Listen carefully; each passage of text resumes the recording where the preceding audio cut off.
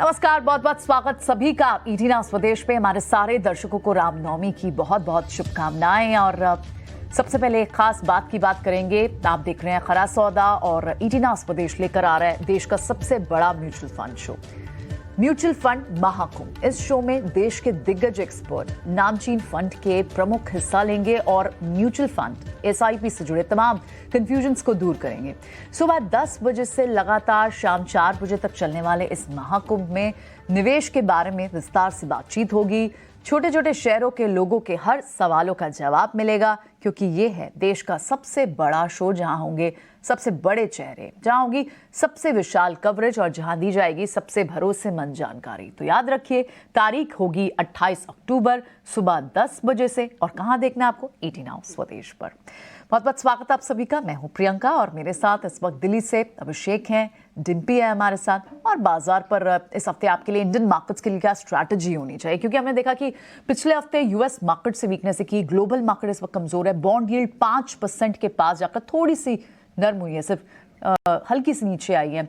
ऐसे में किस तरह के सिनेरियो बन रहा है, गिफ्ट निफ्टी जो इंडिकेशन दे रहा है, अर्निंग्स से जो हमारे पास ट्रिगर आ रहे हैं, उन सब के बीच आपके लिए इस हफ्ते की आज की ट्रंकेटेड वीक है, ये किस तरह की स्ट्रैटेजी बननी चाहिए, इसी पर चलिए बात करेंगे। पहले यूएस मार्केट्स की जो हमने बात की, क्योंकि शुक्रवार को वहां अच्छी गिरावट दिखाई दी। बाजार अब क्या फैक्टर इन कर रहा है, एक और रेट हाई, इसकी बात करनी होगी। बॉन्ड यील्ड वहां पर इंच्ड अप है, क्रूड तो हालांकि 92 के पास ही है। जियोपॉलिटिकल सिनेरियो का किस तरह से एनवायरमेंट चल रहा है, ये सारे अपडेट अभी हम अभिषेक से समझेंगे। लेकिन जो यहाँ बैंक्स, जो यहाँ नंबर्स आ रहे हैं, उस पर आज कैसे ट्रेड आप कर सकते हैं। कोटक महिंद्रा बैंक के लिए ऑफकोर्स वीकेंड पर हुए नया नाम आया, अशोक वासवानी होंगे अब एमडी एंड सीईओ। तो कोटक महिंद्रा बैंक जो एक अच्छी खासी कंसोलिडेशन, 3 साल की कंसोलिडेशन से क्या निकलता हुआ दिखाई दे रहा है, इस पर भी बात होगी। और जो नंबर्स आए हैं, आईसीआईसीआई बैंक के मिक्स सेट ऑफ नंबर्स आए हैं, लेकिन आरबीएल के अच्छे नंबर आए, प्रोविजन भी बढ़ा और आप देख रहे थे स्टॉक चल भी रहा था। प्लस जो दूसरे कैश स्टॉक के दूसरे स्टॉक्स हैं, वहां पर आज किस तरह का ट्रेड हो सकता है। पेटीएम की बात करेंगे, कुछ और एल&टी फाइनेंस जैसे काउंटर्स देखेंगे, वहां पर मुनाफा बढ़ा। और इस हफ्ते जहां जहां भी नंबर्स हैं, अर्निंग्स हैं, वहां कैसी हो सकती है। आईटी सेक्टर्स पर खास नजर होगी, क्योंकि यूएस में भी टेक अर्निंग्स हैं, वहां पर हैवी वेट्स की अर्निंग्स हैं, तो देखना होगा। अर्निंग्स के लिहाज से भी अब तक काफी अहम होगा। लेकिन बैंक्स के measure of the HDFC, ICICI bank, Kotak bank, बड़े नंबर्स आ चुके हैं। और इनके बाद अब किस तरह से बैंक्स में ट्रेड पूरा प्ले आउट हो गया, फाइनेंस काउंटर्स में, सब चीजें आगे शो में डिस्कस करेंगे।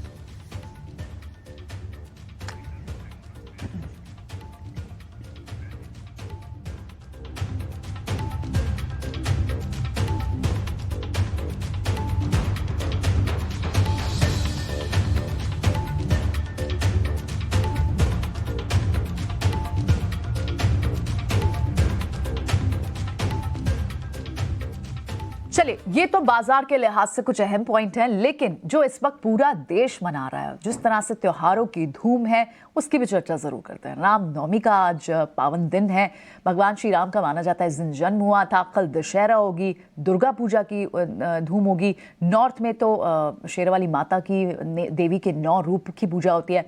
इन सब पर एक बार आइए आपको कुछ विजुअल्स, कुछ तस्वीरें भी दिखाते हैं, कहाँ कहाँ से नवरात्रि के अलग अलग रंग जो हमें दिख रहे हैं। ये आप कुछ तस्वीरें देख रहे हैं, दुर्गा पूजा के पंडालों की तस्वीरें देख रहे हैं। हमने अलग अलग जगहों से ये तस्वीरें आपके लाई हैं। दिल्ली में खास रामलीला की धूम होती है इस वक्त, वहां पर भी कितना बड़ा कारोबार है, किस तरह की हर साल लोग जुटते हैं, दर्शक हर साल यहाँ देखने वाले जुटते हैं इसको, इस पर भी थोड़ी बात होगी। और इंडिया के लिए एक और फीस्ट था, जो कल इंडिया का मैच था। इनफैक्ट कई सालों के बाद न्यूजीलैंड पर यह जीत इंडिया ने हासिल की है, भारत ने हासिल की।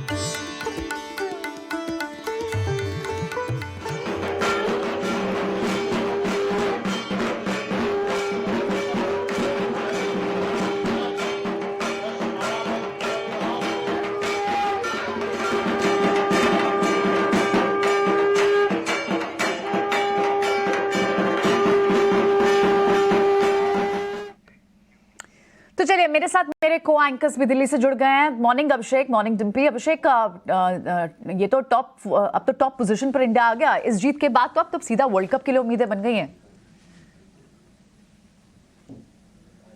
बिल्कुल प्रियंका, उम्मीदें ये करेंगे कि नहीं इंडिया वर्ल्ड कप जीतेगी भी, क्योंकि देखिए कल ना बादशाहत की जंग थी। दोनों टीमें 4-4 मैच जीतकर 1-2 नंबर पर पॉइंट टेबल में खड़ी थी और कल इंडिया ने न्यूजीलैंड को हराकर ये साबित कर दिया कि नहीं, अभी भी वर्ल्ड की नंबर 1 टीम तो हम हैं ही, इज्जत के मामले में, रसूख के मामले में और बाकी सब पैरामीटर कल टीम इंडिया खरी उतरी है। और विराट कोहली के वो विंटेज 95 रन, सेंचुरी हो जाती मजा आ जाता, लेकिन कोई बात नहीं।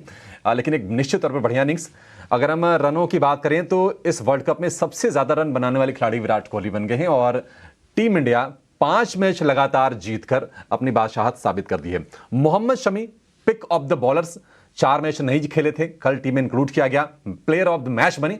तो निश्चित तौर पर जो भी बॉक्सेज हैं सभी टीम इंडिया टिक कर रही है और सारे के सारे प्लेयर कंट्रीब्यूट करें, तो निश्चित तौर पर एक शानदार जीत विजयदशमी से ठीक पहले। डिम्पी के पास चलेंगे। डिम्पी, मूड अच्छा है, माहौल अच्छा है, पूरा फेस्टिव फ्लेवर हम देख रहे हैं। ये बताइए कि अब चूंकि कल छुट्टी है, आज थोड़ा सा वॉल्यूम हो सकता कम रहे, तो आंकड़े क्या कह रहे हैं और आपकी नजर कहां पर होगी? देखिए, भले आप त्योहार मना रहे हैं लेकिन मार्केट में थोड़ा सा त्योहार फीका है इस बार। अभी तो कम से कम फीका है, आगे देखते हैं क्या होगा, क्योंकि बाजार उस टाइट रेंज के अंदर है, टाइट रेंज की भी लोअर एंड पर है, तो बाजार के अंदर थोड़ा सा तो प्रॉब्लम है और चल भी रही है और दिख भी रही है। खैर, मैं एक एक करके आपके सारे पॉइंट रखता हूँ। पहली बात यह है कि ग्लोबल मार्केट्स वीक हैं, आपको बैक टू बैक वीकनेस मिल रही है और ये आपको बिल्कुल सपोर्ट नहीं कर रहे। और दूसरा सपोर्ट नहीं कर रहा वो है एफआईज ग्लोबल मार्केट इस समय भारत के हक में नहीं है और इनकी लॉन्ग पोजीशंस ये बता रही है कि 26% अब बदली नहीं है। और आप तो मेरे को भी सुन कर थक गए होंगे कि मैं हर बार आके बोल रहा हूँ कि 26% की लॉन्ग पोजीशंस हैं। मैं भी क्या करूँ, क्योंकि वो बढ़ा ही नहीं रहे। बढ़ाएंगे तो आपको नोटिस करवाएंगे। फिलहाल आप इतना मान के चलिए, रिटेल के हाथ में 56% माल पड़ा हुआ है। ये चर्निंग होना बहुत ज़रूरी है। जब तक ये नहीं होगा, बाजार के अंदर रेंज का ब्रेकआउट बिल्कुल नहीं होगा। आप अच्छी बुरी जैसी दाएं बाएं जो खबर लेके आनी है लेके आइए, लेकिन कम से कम वाइटल्स ठीक होने चाहिए मार्केट के। दूसरे एक और इंपॉर्टेंट मेरे को कंसर्न दिख रहा है बाजार के अंदर की अनवाइंडिंग का प्रेशर बैक टू बैक आ रहा है मार्केट के अंदर।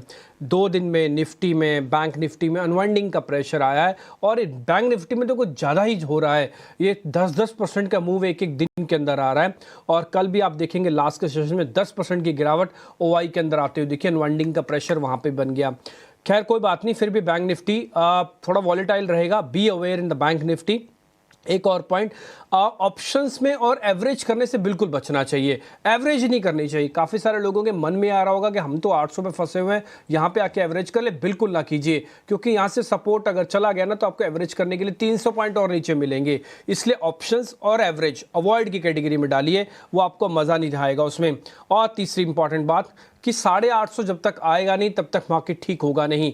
आपको हो सकता है थोड़ा बहुत फील गुड करवाए, लेकिन ये फील गुड भी बेकार हो जाएगा, बर्बाद हो जाएगा, खराब हो जाएगा, क्योंकि जब तक 850 आपको निफ्टी पे और कम से कम 44,200 आपको बैंक निफ्टी पे नहीं आता, तब तक कोई मतलब नहीं है। दूसरी बात, नतीजों का कोई असर मार्केट्स पे नहीं पड़ रहा, वो सिर्फ इंडिविजुअल असर पड़ रहा है। इसके अलावा वहाँ पे कोई दिक्कत नहीं है। इजराइल वाली खबर अब थोड़ी बाजार के लिए पुरानी हो गई है। जब तक वहाँ से अब कुछ नया नहीं आता तब तक उस पर रिएक्शन नहीं देगा, वो उसको जीरो मान के चलता है, क्योंकि इजराइल की खबर ग्लोबल मार्केट्स के अंदर ऑलरेडी इंक्लूड होकर उसके पास आ रही है। अलग से इसका इम्पैक्ट कुछ भी नहीं है।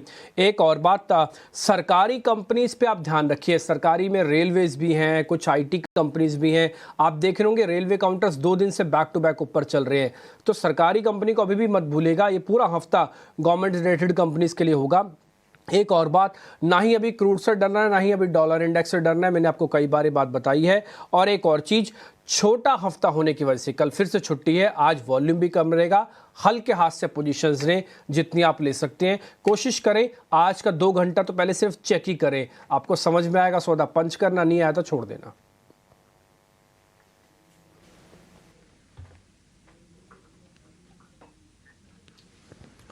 ठीक है, तो ये पूरा का पूरा मार्केट सेटअप आपके लिए डिम्पी की तरफ से। थोड़ा सा ग्लोबल पे हल्का सा नजर डालते हैं, उसके बाद हम गेस्ट को कनेक्ट करेंगे और आपके लिए निफ्टी पर व्यू भी लेंगे। कोई बहुत खास वहां से ट्रिगर्स है नहीं। डाउ में लगातार तीसरे दिन गिरावट हमने देखी है। नेस्डेक की बात करें तो वहां पर चौथे दिन गिरावट, और 4 दिनों में नेस्डेक करीब 4% टूटा। और इस हफ्ते बहुत क्रूशियल होगा जब वहां पर अल्फाबेट के, मेटा के, अमेजॉन के नतीजे आएंगे तो वहां से थोड़ी सी दिशा और तय हो जाएगी। भारतीय आईटी कंपनीज के लिए भी थोड़े से क्यूज वहां से आते हुए दिखेंगे।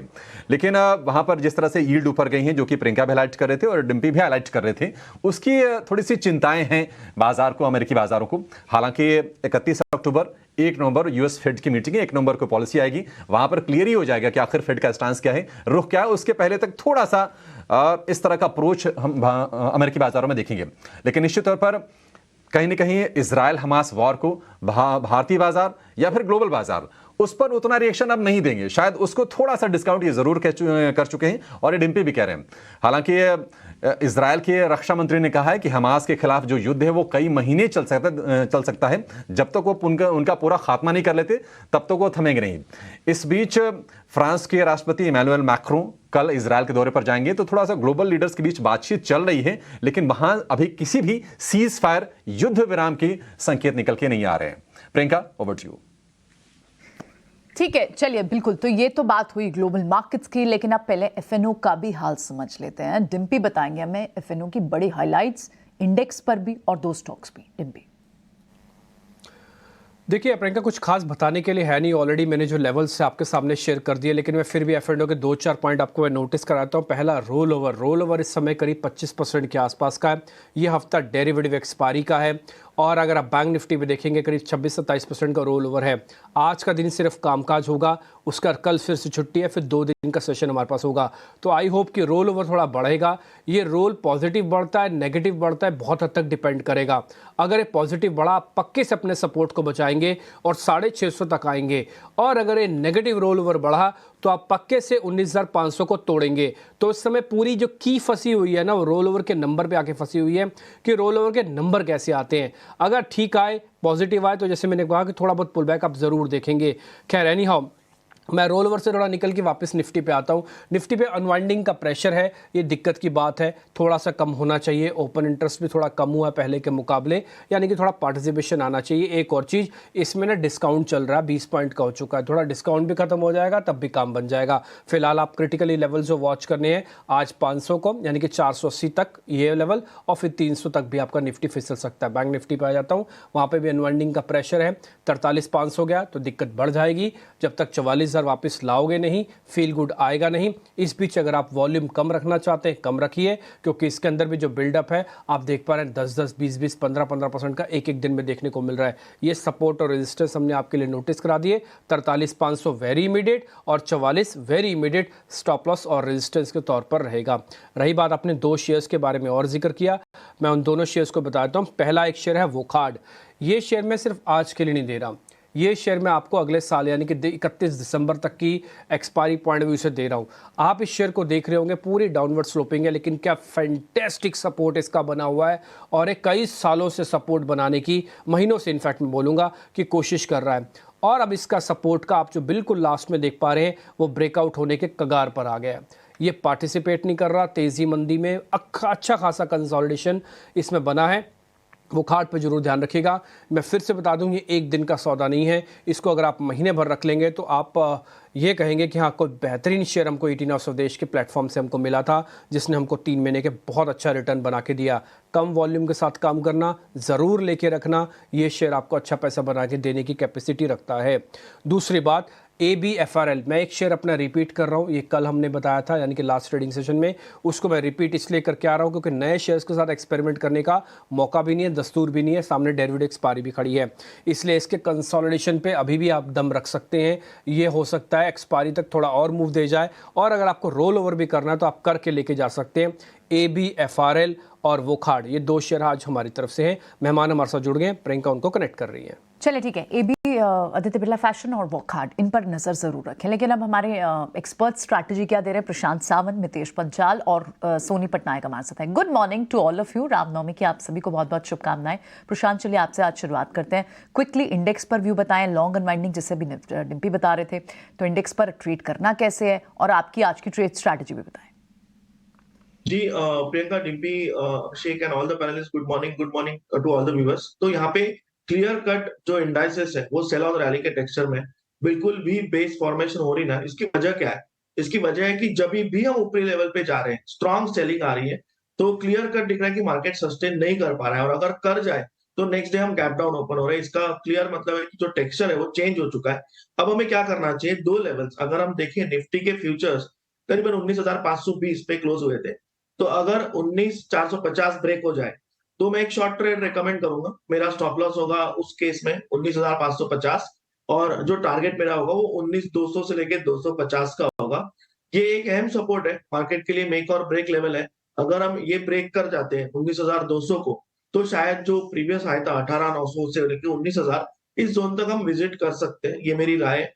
या दूसरा तरीका होगा, अगर निचले लेवल्स ब्रेक नहीं हो रहे तो अगर हमें रैली मिल जाए और हम 19,650 700 के जोन में आए, तो स्ट्रेट 19,800 के स्टॉप लॉस से शॉर्ट कर दीजिए। दोनों ही तरीकों से शॉर्ट ट्रेड ही रेकमेंड करूंगा निफ्टी पे। जहां तक बैंक निफ्टी की बात है, रिस्क रिवॉर्ड जस्टिफाई नहीं कर रहा है, और जो हमारी क्लोजिंग थी ऑलमोस्ट 43,800 के नीचे थी फ्यूचर्स में, यहाँ पे जो लो बना है 43,600, ये बहुत अहम है। अगर ये ब्रेक हो जाए तो शायद हम 43,000 या 42,800 तक के लेवल्स भी जा सकते हैं। बैंक निफ्टी से ज्यादा वीक लग रहा है। ओवरऑल दोनों ही इंडाइसेस वीक रहेंगे, और यहाँ पे या तो सपोर्ट के ब्रेक पे निफ्टी में सेल होगा या रैली मिलने पे सेल होगा। दोनों ही केस में स्टॉप लॉस करीबन 100 से 130 पॉइंट होगा, और जो रिवॉर्ड होगा वो 250 से 300 पॉइंट का होगा। जो भी सेंसरी और तो प्रशांत की नज़र 19,200 पर अगर ये ब्रेक होता है तो थोड़ी सी दिक्कतें बढ़ेंगी, और ये मेक और ब्रेक लेवल्स ये है प्रशांत की नज़र में। प्रशांत, आपका थोड़ी देर में लौटेंगे और आपसे भी जानेंगे ट्रेडिंग कॉल्स क्या, लेकिन पहले शुरुआत कर लेते हैं सोनी से और नितेश जी से। गुड मॉर्निंग, शुक्रिया समय देने के लिए। सोनी, बताइए आज आपकी नज़र कहाँ पर है? बाजार में थोड़ा सा ना वॉल्यूम थिन होगा थोड़ा सा, क्योंकि छुट्टी वाला माहौल है, फिर भी कमाई तो करवानी है हमें। बताइए अपने शेयर क्या है आज के? Good morning to all panelists and सारे दर्शकों को भी। आज जो मेरा ट्रेडिंग कॉल रहेगा वो बैलेंस साइड में है, एक बाय की तरफ और एक सेल की तरफ। बाय रहेगा एनटीपीसी में, थोड़ा सा डिफेंसिव शेयर लेना चाहूंगी। कारण ये है कि क्योंकि कल छुट्टी है तो थोड़ा सा वॉल्यूम्स थिन रहेगा जैसे कि आपने कहा है। सो एनटीपीसी में आप बाय कर सकते हैं, काफी अच्छा लेवल पकड़ा है, ब्रेकआउट भी सस्टेन कर रहा है अबव 238 लेवल्स। और अगर हम देखेंगे तो मार्केट के चॉपीनेस में भी इसने काफी अच्छे से उसको अपने आप को संभाल के रखा है इस लेवल्स को। एनटीपीसी आप बाय कीजिए, 234 का स्टॉप लॉस लगाए, और ऊपर का जो इसका टारगेट रहेगा वो 250 और 254 के करीब इसका टारगेट्स रहेंगे। ये पोजिशनल कॉल रहेगा मोस्टली, थोड़ा ध्यान से आप पोजीशन बना सकते हैं क्योंकि कल छुट्टी है।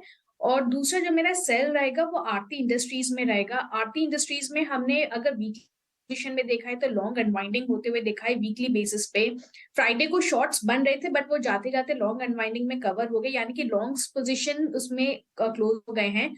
कॉल के स्ट्राइक प्राइसेस में काफी अग्रेसिव राइटिंग हो रही है, पुट के स्ट्राइक प्राइसेस में ओपन इंटरेस्ट अनवाइंड हो रहे हैं, यानी कि ये क्लियर एक बेरिश आउटलुक बना रहा है आरती में। सो आरती इंडस्ट्रीज आप सेल कीजिए 482 के स्टॉप लॉस के साथ, टारगेट रहेगा 460। इसी प्लस आरती इंडस्ट्रीज शॉर्ट है, जो 2 शेयर्स आपके लिए होंगे। आप देख रहे होंगे शेयर्स भी रिपीट होके आ रहे हैं, नए शेयर्स की खोज ही नहीं हो रही है मार्केट के अंदर। एक बार पहले भी सोनी ने एनटीपीसी आपको बताया था, और आज भी आप एनटीपीसी के अंदर देख पा रहे हैं। थोड़ा स्लो मूवर है, आप कम वॉल्यूम के साथ ट्रेड कीजिएंगे तो मज़ा रहेगा। आगे बढ़ते हैं मितेश जी, गुड मॉर्निंग, रामनवमी की आपको बहुत शुभकामनाएं सर। आप ज़रा बताइए, आपने आज सिस्टम और मेथड के हिसाब से कौन से शेयर निकाले? टिपिकली आपके कैश के शेयर्स होते हैं I think. Exactly. Good morning Dimpy ji, Abhishek ji और प्रियंका जी और पैनलिस्ट, सभी दर्शकों को रामनवमी की शुभकामनाएं। आई थिंक अब की बार मेरा वॉइस बहुत प्रॉपरली आ रहा होगा डिम्पी जी। तो 4 स्टॉक है, क्योंकि जब मार्केट चैलेंजिंग फेज में होता है तो मिड कैप से फॉरगॉटन स्टोरीज या फॉरगॉटन स्टॉक्स सरफेस के ऊपर आते हैं। तो बेस्ड ऑन सिस्टम और मेथड 4 स्टॉक आइडेंटिफाई हुए हैं। पहला है टीटीके हेल्थ केयर, 1150 से 1200 के बीच में मंथली और क्वार्टरली चार्ट में एक बहुत ही स्ट्रॉन्ग ब्रेकआउट आया है। तो टीटीके हेल्थ केयर में 1233 रुपए के भाव से खरीदने की सलाह रहेगी। 1098.50 का स्टॉप लॉस रहेगा। पहला टारगेट रहेगा 1365, दूसरा टारगेट रहेगा 1398। दूसरा जो स्टॉक है वो है वाबेक,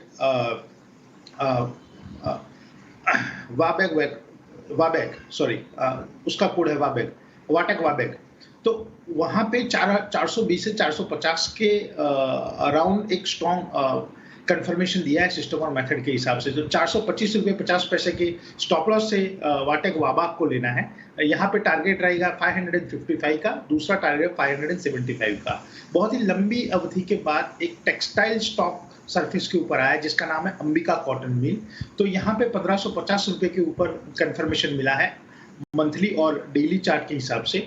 1439 के स्टॉप लॉस से लेना है अंबिका कॉटन मिल को। 1780 1820 इसके दो टारगेट। और last but not the least Grindwell Norton करके एक शेयर है जिसका 2000 के ऊपर एक सस्टेनेबल ब्रेकआउट आया है मंथली चार्ट के ऊपर। 2165 और 95 का उसका क्लोज है। 1944 के स्टॉप लॉस से लेना है। पहला टारगेट 2425, दूसरा टारगेट 2575। ओके ठीक है, बहुत बेहतरीन सर। मितेश जी, आपके शेयर्स तो खैर होते ही हैं, मेरे को पता नहीं था कि आप अच्छे इंजीनियर भी हैं। आपने ऐसा क्या चमत्कार किया है कि रातों रात आपकी आवाज़ आना और जाना दोनों ठीक हो गई है हमारे साथ? पहले ऐसे दिक्कत होती थी, ऐसा क्या कर दिया मितेश जी? सर किया नहीं है कुछ। पहले लॉगिन ले रहे थे टैबलेट से, अब लॉगिन ले लिया है लैपटॉप से। आई थिंक वो चेंज ऑफ इंस्ट्रूमेंट की ये आई थिंक कमाल है। चलिए बहुत बढ़िया, आपकी इंजीनियरिंग और आपका दिमाग और आपका एक्सपेरिमेंट भी ये बहुत बढ़िया रहा, शानदार, बढ़िया है। नवरात्रों में आवाज़ ख़राब हुई, नवरात्रों में ठीक भी हो गई, ये भी बहुत बढ़िया। प्रियंका जी, आगे की कार्रवाई। बिल्कुल, बढ़ते आगे। प्रशांत ने अपना इंडेक्स पे व्यू बताया, लेकिन हमें ट्रेड्स बताने बाकी हैं। प्रशांत। प्रियंका, दो स्टॉक्स होंगे। डिफेंस सेक्टर से मुझे डीसीएक्स काफी अच्छा लग रहा है। यहाँ पे मेरा स्टॉप लॉस होगा 265 स्पॉट क्लोजिंग बेसिस। जो टारगेट में देख रहा हूँ वो 305 से लेके 310 के रेंज में होंगे। और नेक्स्ट पिक मेरा होगा EFCIL। यहाँ पे ये स्टॉक एक बहुत अच्छी रेंज में और स्मूथली मूव हो रहा है। यहाँ पे मेरा स्टॉप लॉस होगा 230 स्पॉट क्लोजिंग बेसिस। जो टारगेट में देख रहा हूँ वो 285 से लेके 290। ओवरऑल मुझे लग रहा है एक चॉपी मार्केट में ये थोड़े सेफर और स्लो मूविंग बेट्स होंगे, तो ये दोनों मैं रेकमेंड करना चाहूँ। ठीक है, चलिए, तो काफी सारी ट्रेड स्ट्रैटेजी हमारे पास मिड कैप और स्मॉल कैप से ही है। आज के सारे स्टॉक्स आपके सामने हैं। ये प्रशांत के स्टॉक्स हैं, EFC, और इसके अलावा दूसरे स्टॉक्स भी लेकर आते हैं। DCX सिस्टम, मितेश पंचाल को ग्रिंडविल पसंद है। सोनी ने एक heavy weight NTPC power space से लिया है। TTK हेल्थ केयर मितेश की राय है, और मितेश के ग्रिंडविल, उन्होंने एक अंबिका कॉटन, एक वाटेक बैग और साथ ही एक टेक्सटाइल काउंटर लिया है। तो मिड कैप और स्मॉल कैप से काफ़ी सारे स्टॉक्स हैं। लार्ज कैप हेवी वेट्स में जो स्पेसेस चल रहे हैं पावर जैसे स्पेस से, इसमें से NTPC सोनी ने लिया है। ठीक है, ये सारे तो स्टॉक्स हमारे पास आ गए। अब एक बार आज की बड़ी अर्निंग्स जो ओवर द वीकेंड आई हैं, जिन पर आपको आज ट्रेड करना चाहिए या नहीं करना चाहिए, और साथ ही स्टॉक्स इन न्यूज़, ये सब कुछ लाई हैं हमारे लिए अशेषा। अशेषा, पहले क्या बता रही हैं? अर्निंग्स बता रही हैं आप। सबसे पहले अर्निंग्स की बात करेंगे तो कोटक महिंद्रा बैंक के रिजल्ट्स आए थे ओवर द वीकेंड। अनुमान के मुताबिक आए हैं कोटक महिंद्रा बैंक के रिजल्ट्स, लेकिन MD और CEO का अपॉइंटमेंट हुआ है, तो वो एक बड़ी खबर है। सबसे पहले नतीजों की बात करते हैं। नेट इंटरेस्ट इनकम 6,300 करोड़ के आसपास आया है, जो 23% का जंप है ईयर ऑन ईयर बेसिस पर। प्रॉफिट आफ्टर टैक्स में भी 24% का जंप देखने को मिला है ईयर ऑन ईयर बेसिस पर। और अब कमेंट्री और अपॉइंटमेंट की बात करते हैं। अशोक वासवानी को अपॉइंट किया गया है MD और CEO के तौर पर। 3 साल के लिए ये नियुक्ति की गई है। और मैनेजमेंट कमेंट्री की बात करें तो उनका मानना है कि नेट इंटरेस्ट मार्जिन्स अगले कुछ क्वार्टर में कमजोर होते हुए नजर आ सकते हैं। कॉस्ट ऑफ डिपॉजिट्स में भी करीब 20 बेसिस पॉइंट्स का अपटिक देखने को मिल सकता है। नतीजों, अपॉइंटमेंट और मैनेजमेंट कमेंट्री के लिहाज से इस स्टॉक पर स्ट्रीट की नजर रहेगी। इसके अलावा ICICI बैंक, इसके भी नतीजे आए थे ओवर द वीकेंड, अनुमान से बेहतर आए हैं। प्रोविजनिंग लोअर साइड पर थे और प्रॉफिट आफ्टर टैक्स में अच्छा खासा बीट देखने को मिला है ICICI बैंक के।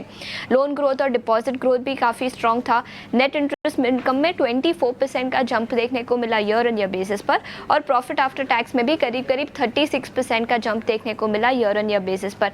मैनेजमेंट कमेंट्री की बात करें तो उनका मानना है कि सेकेंड क्वार्टर से कंपेयर करें तो margins second half of the year में कमज़ोर होते हुए नज़र आ सकते हैं। और उनका मानना है कि डिफ़ॉल्ट और डेलिंक्वेंसीज, इन दोनों पैरामीटर्स पर कोई अलार्म नहीं है। कमेंट्री अच्छी है, नतीजे भी अच्छे थे और प्रोविजनिंग लोअर साइड पे थे। इसके अलावा पेटीएम काफ़ी अच्छे नतीजे हैं। लॉस भी नैरो होते हुए नजर आए सिक्वेंशियल बेसिस पर। लॉस की बात करें तो कंपनी ने इस क्वार्टर में 292 करोड़ का लॉस रिपोर्ट किया है वर्सेस 358 करोड़ का लॉस जो कंपनी ने प्रीवियस क्वार्टर में रिपोर्ट किया था। मैनेजमेंट कमेंट्री भी काफ़ी अच्छी है, मार्जिन्स में भी एक्सपेंशन देखने को मिला है और मैनेजमेंट का आउटलुक अपने बिजनेस पर काफ़ी अच्छा है। सबसे लास्ट में पूनावाला फिनकॉर्प की बात करते हैं। नतीजे अनुमान के मुताबिक आए हैं। रेवेन्यूज़ में 62% का जंप देखने को मिला ईयर ऑन ईयर बेसिस पर और प्रॉफिट आफ्टर टैक्स में भी अच्छा खासा ग्रोथ देखने को मिला। डिसबर्समेंट्स की बात करें तो कंपनी ने highest ever quarterly disbursements report किए हैं पिछले क्वार्टर में, जो 151% का ग्रोथ है ईयर ऑन बेसिस पर। तो नतीजों के दम पर पूनावाला फिनकॉर्प पर भी अपनी नजर रखें। इसके अलावा लॉरस लैब्स, याद रखें इसके नतीजे तो शुक्रवार को आए थे, स्टॉक में गिरावट भी देखने को मिली थी लास्ट 1 आवर ऑफ ट्रेड में, लेकिन अब मैनेजमेंट कमेंट्री काफ़ी अच्छी है। उन्होंने सेल्स आउटलुक अपना मेंटेन किया है फुल ईयर FY24 के लिए और उनका मानना है कि second half of the year में कुछ सेगमेंट्स में अच्छा ग्रोथ देखने को मिल सकता है। लास्ट में Kolte Patil board of directors की बैठक है 26 अक्टूबर को, जहां फंड रेजिंग प्लान्स कंसिडर किए जाएंगे, तो इस पर भी अपनी नजर रखें। तो ये तमाम स्टॉक जहां पर आज नतीजों का भी एक्शन दिखेगा, लेकिन नतीजों के बाद ना ब्रोकरेज रिपोर्ट्स बहुत अहम होती हैं और हाल फिलहाल हमने देखा है कि स्टॉक्स पर रिएक्शन बहुत तगड़ा आता है। तो वामाक्षी जरा समझ लेते हैं कि ICICI बैंक को लेकर क्या रिपोर्ट्स आई हैं, कोटक बैंक को क्या लेकर क्या रिपोर्ट्स आई हैं और बाकी रिपोर्ट्स भी उनके पास होंगी। वामाक्षी बताइए। जी बिल्कुल, शुरुआत करते हैं हम ICICI बैंक के साथ। जेफरीज का कहना है कि नेट इंटरेस्ट इनकम कंपनी का अनुमान से मजबूत आया है निम्स कंप्रेशन के बावजूद। मैनेजमेंट भी काफ़ी कॉन्फिडेंट नज़र आ रही है रिटेल बुक के क्वालिटी को लेकर। इसके अलावा जेफरीज का कहना है कि ICICI बैंक उनके टॉप पिक्स में से एक है और इसी के चलते, अच्छे नतीजों के चलते जेफरीज ने ICICI बैंक पर अपनी खरीदारी की राय को तो बरकरार रखा ही, मगर अपना टारगेट प्राइस बढ़ाकर 1250 रुपये प्रति शेयर पर कर दिया है। कोटक महिंद्रा बैंक पर काफ़ी सारे ब्रोकरेजेस आ रहे हैं। जेफरीज ने अपनी राय को डाउनग्रेड कर होल्ड की राय दी है, अपना टारगेट प्राइस घटाया है और CLSA ने आउट परफॉर्म की राय को बरकरार रखा है, मगर अपना टारगेट प्राइस घटाकर 2050 रुपये प्रति शेयर पर कर दिया है। लार्जली ब्रोकरेजेस हाईलाइट कर रहे हैं कि Q2 के नतीजे अनुमान से थोड़े से मजबूत आए हैं, मगर जो निम्स है, नेट इंटरेस्ट मार्जिन है, ये डिफ्लेटर है एक वन ऑफ इम्पैक्ट के चलते। वैल्यूएशन प्रीमियम उनके मुताबिक नैरो हो सकता है पीयर्स के मुकाबले। एक्सटर्नल कैंडिडेट की अपॉइंटमेंट हुई है CEO के रूप में और ये एक सरप्राइज़ रहा है क्योंकि मार्केट के एक्सपेक्टेशंस थे कि इंटरनली वो CEO को नियुक्त करेंगे। तो all in all Kotak Mahindra bank पर हमारी नज़र रहेगी। इसके अलावा पेटीएम पर CLSA की तरफ से रिपोर्ट आ रही है, ये हाईलाइट कर रहे हैं कि GMP ग्रोथ काफ़ी मजबूत रहा है कंपनी के लिए। लेंडिंग में उन्होंने और एक पार्टनर को ऐड किया है और टेक रेट काफ़ी स्टेबल नज़र आ रहे हैं। CLSA ने इनफैक्ट उनके EBITDA अनुमान को 12 से 13% तक बढ़ाया है मजबूत GMP ग्रोथ के चलते। तो ऑल इन ऑल CLSA ने पेटीएम पर खरीदारी की राय को तो बरकरार रखा ही, अपना टारगेट प्राइस उन्होंने बढ़ाया है। JSW स्टील पर जेफरीज का कहना है कि मजबूत Q2 के नतीजे आए हैं, मगर मार्जिन प्रेशर्स नजर आ रहे हैं और वैल्यूएशंस भी एक्सपेंसिव है, जिसके चलते उन्होंने अपनी अंडर परफॉर्म की राय को बरकरार रखा है। टारगेट प्राइस उन्होंने बढ़ाकर 630 रुपये प्रति शेयर पर कर दिया है। राजरत्न ग्लोबल पर इन्वेस्टर का कहना है कि सेक्युलर ग्रोथ स्टोरी है, काफ़ी आकर्षक इंडस्ट्री स्ट्रक्चर भी है, इंक्रीमेंटल कैपिटल एलोकेशन के चलते प्रॉफिटेबल ग्रोथ के लिए काफ़ी सारी अपॉर्चुनिटीज़ नजर आ रहे हैं और इसी के चलते इन्वेस्टेक ने राजरत्न ग्लोबल पर खरीदारी की राय के साथ कवरेज शुरू की है। और आखिर में हम फोकस करेंगे क्रेडिट एक्सिस ग्रामीण पर। कंपनी की तरफ से मजबूत Q2 नतीजे आए हैं। नोम्यूरा ने अपनी खरीदारी की राय बरकरार रखी और CLSA ने भी अपनी खरीदारी की राय बरकरार रखी, मगर दोनों ही ब्रोकरेज हाउसेस ने अपना टारगेट प्राइस बढ़ाया है। लार्जली उनका कहना है कि मजबूत परफॉर्मेंस जो कंपनी की तरफ से आया है वो आगे भी जारी रहेगा और इनफैक्ट मैनेजमेंट ने कुछ पैरामीटर्स जैसे कि निम्स, ROE और ROA पे अपनी जो गाइडेंस है वो भी उन्होंने FY24 के लिए बढ़ा दी है, तो ये भी एक पॉजिटिव फैक्टर है। ठीक है, ये अलग अलग ब्रोकिंग हाउसेस की रिपोर्ट्स है। इसमें जो हमने कोटक वाली रिपोर्ट अभी देखी ना, दोनों ही जेफरीज की और एक और हाउस की रिपोर्ट है, दोनों ने अपने टारगेट प्राइस को कट किया है। एक बार आप सामने रखिएगा, ये जो रिपोर्ट है जेफरीज की, इसमें पहले 2200 के आसपास के टारगेट थे, घटा दिया है 1940 कर दिया। यानी कि कुल मिला के ब्रोकिंग हाउसेस की रिपोर्ट्स में उतना मज़ा नहीं आ रहा है जो आना चाहिए था, क्योंकि प्राइस कट्स हुआ है। लेकिन मैनेजमेंट में जो बदलाव हुआ है ना, उस पर हमारे मैनेजिंग एडिटर निकुंज डालमिया का भी एक टेक है, आपको वो भी सुनवाते हैं। साथ ही अविनाश सर भी हमारे साथ जुड़ गए हैं, उनसे भी बातचीत होगी। कोटक पे ही पहले होगी, फिर ICICI बैंक पर बातचीत करेंगे। पहले एक बार जरा कोटक पे उनका एक टेक आपको सुनाते हैं। जो अनसर्टिनिटी थी कि उदय कोटक साहब के बाद कौन, वो अनसर्टिनिटी अब खत्म हो चुकी है। मगर क्या वासवानी साहब का नाम एक प्रकार से बड़ा सरप्राइज है, बहुत बहुत बड़ा सरप्राइज है, बिकॉज हम सबको लग रहा था कि उदय कोटक साहब और कोटक कि उनके बाद जो कोटक की जो जिम्मेदारी संभालेंगे, सीईओ की जो जिम्मेदारी संभालेंगे, वो इंटरनल कैंडिडेट रहेगा। अगर आप कोटक महिंद्रा बैंक को देखें तो उदय कोटक साहब ने एक बड़ी बैंक की स्थापना करी थी, वो प्रमोटर बैंकर दोनों थे। उनकी जो कोर टीम है, वह कोर टीम धीरे धीरे बैंक के साथ बढ़ी और उनकी जो कोर टीम है, उन्होंने ही सारे बड़े बोर्ड और पद संभाले थे। मनियन साहब या फिर वहां पर अगर आप देखें गुप्ता जी हैं, तो जो इनकी पुरानी टीम थी, the internal team in a sense really stood up and was with mister Kotak in this growth journey of Kotak. अब पहली बार ये होगा कि कोटक महिंद्रा बैंक के इतिहास के अंदर उदय कोटक साहब एक आउटसाइडर बैंकर को ला रहे हैं। इसके दो मतलब हो सकते हैं। मतलब यह कि अगर आपको लगता है कि इंटरनली कोई भी कोटक महिंद्रा बैंक की बागडोर नहीं संभाल सकता है, तो क्या आने वाले समय में कोटक महिंद्रा बैंक में कुछ ऐसे परिवर्तन आ सकते हैं? कई परिवर्तन आ सकते हैं, तभी तो आपने एक इंटरनल कैंडिडेट नहीं नॉमिनेट करा। आरबीआई को बोर्ड ने 2 नाम बेचे, उन 2 नाम में आरबीआई ने एक प्रकार की स्पष्टीकरण करी थी कि we are comfortable with Vaswani साहब। अब वासवानी साहब क्या कर सकते हैं? देखिए, ग्लोबल बैंकिंग एक्सपीरियंस लेकर आएंगे। क्या ये कोटक को एक बड़ा ग्लोबल बैंक बना सकते हैं? क्या ये कोटक की जो फ्रेंचाइज है, अभी कोटक की जो फ्रेंचाइज है, वह एक प्रकार की रिटेल डोमिनेटेड है और बहुत बड़ी ब्रांच नेटवर्क्स नहीं है और टेक्नोलॉजी डोमिनेटेड है। तो क्या वासवानी साहब इसमें ग्लोबल कुछ ऐड कर सकते हैं? कोटक की अगर आप बात करें तो कोटक एक ऐसा बैंक है जिसके अंदर सब्सिडरीज जो है लिस्टेड नहीं है। अगर आप देखें तो आईसीआईसीआई सिक्योरिटीज एक जमाने में लिस्टेड, आईसीआईसीआई सिक्योरिटीज लिस्टेड है, आईसीआईसीआई लोम्बार्ड लिस्टेड है, एसबीआई लाइफ लिस्टेड है, एसबीआई कार्ड लिस्टेड है। तो क्या आने वाले समय में वासवानी साहब ऐसा कुछ बड़ा कर सकते हैं? क्या आने वाले समय के अंदर कोटक के अंदर जो हम देख सकते हैं लेंडिंग प्रैक्टिसेस वह चेंज होंगी? तो अब मार्केट यह अटकलें लगाएगा कि एक वरिष्ठ बैंकर जो कि कोटक का इंटरनल बैंकर नहीं है, वह क्यों आया है? दूसरा, उनके आने से क्या चेंजेस होंगे, बोथ इंटरनल एंड एक्सटर्नल, और आने वाले 3 से 5 सालों के अंदर कोटक की रणनीति किस प्रकार से चेंज होगी? क्योंकि रणनीति चेंज होगी। अगर रणनीति को चेंज नहीं करना होता तो शायद एक इंटरनल कैंडिडेट का नाम आता, एक्सटर्नल कैंडिडेट का नाम नहीं आता। तो अब ये बोलना बहुत मुश्किल है कि शॉर्ट टर्म के अंदर स्टॉक मार्केट का रिएक्शन कैसे आएगा। मुझे लगता है कि आने वाले 2-3 क्वार्टर्स के अंदर कोटक महिंद्रा बैंक के अंदर जब कोटक साहब के बाद लोग देखेंगे कि उन्होंने कार्य कमान कैसे संभाली है, महत्वपूर्ण डिसीजंस कैसे लिए हैं, उसके बाद ही एक प्रकार का आप एक कोई स्पष्टीकरण दे सकते हैं या फिर एक प्रकार का आप एक मत दे सकते हैं कि whether it is moving in the right direction or not. But right now I think it is a big surprise.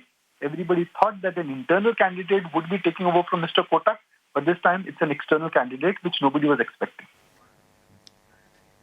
ठीक है, तो ये निकुंज सर का आप टेक सुन पा रहे थे, जो कि कोटक बैंक के नए एमडी एंड सीईओ का जिन्होंने पदभार संभाला है, मिस्टर वासवानी, उनको लेकर। खैर, हमारे साथ अविनाश सर भी हैं। अविनाश सर, आपका और मेरा कुर्ता तो मैच ही कर रहा है, दोनों का ऑलमोस्ट कलर ही मैच कर रहा है आपका। अब आपका जैसा बन जाओ, बस मेरी यही एक प्रार्थना है। धीरे धीरे मैं भी आपके जैसे ज्ञानवान हो जाऊं, क्योंकि आप बहुत ज्ञानवान हैं। अच्छा अविनाश सर, गुड मॉर्निंग। जरा ये बताइए, ये जो अभी कोटक पे मैनेजमेंट चेंज हुआ है, नंबर आया है, ये सब कुछ पहले से डिस्काउंटेड था सर प्राइसिंग में, या फिर एक्शन होगा? जैसे अब बताया जा रहा है कि इंटरनली मैनेजमेंट ने बंदे को नहीं रखा, बल्कि बाहर से आए और उनको एमडी एंड सीईओ दिया है, तो शायद कोटक के बिहेवियर और थोड़े डीएनए में भी चेंज दिखे। सर, आपका इस पर टेक क्या है? Good morning Dimpy. पहली बात तो देखिए, मुझे लग रहा है कि कोटक के नंबर्स जो आ गए, पहले फंडामेंटल नंबर्स के ऊपर बात करते हैं। मुझे लग रहा है कि नंबर्स उम्मीद से काफी अच्छे आ गए हैं और मार्केट को उम्मीद थी कि थोड़ा बहुत मार्जिन में इंप्रूवमेंट आएगी, लेकिन एसेट क्वालिटी की बात करें, लोन बुक की बात करें, तो ऑल पैरामीटर्स पे कोटक ने एक अच्छा डिसेंट परफॉर्मेंस दिखाया। उस पॉइंट ऑफ व्यू से तो शेयर डेफिनेटली थोड़ा सा अपटिक के साथ खुलेगा। और दूसरी बात, ये जो अपॉइंटमेंट हो गया है अशोक वासवानी जी का, मुझे लग रहा है कि देखिए मार्केट्स थोड़ा डेफिनेटली सरप्राइज होगा, क्योंकि मेजॉरिटी मार्केट यही मान के चल रही थी कि इंटरनल कैंडिडेट ही सक्सेशन टेक ओवर करेगा।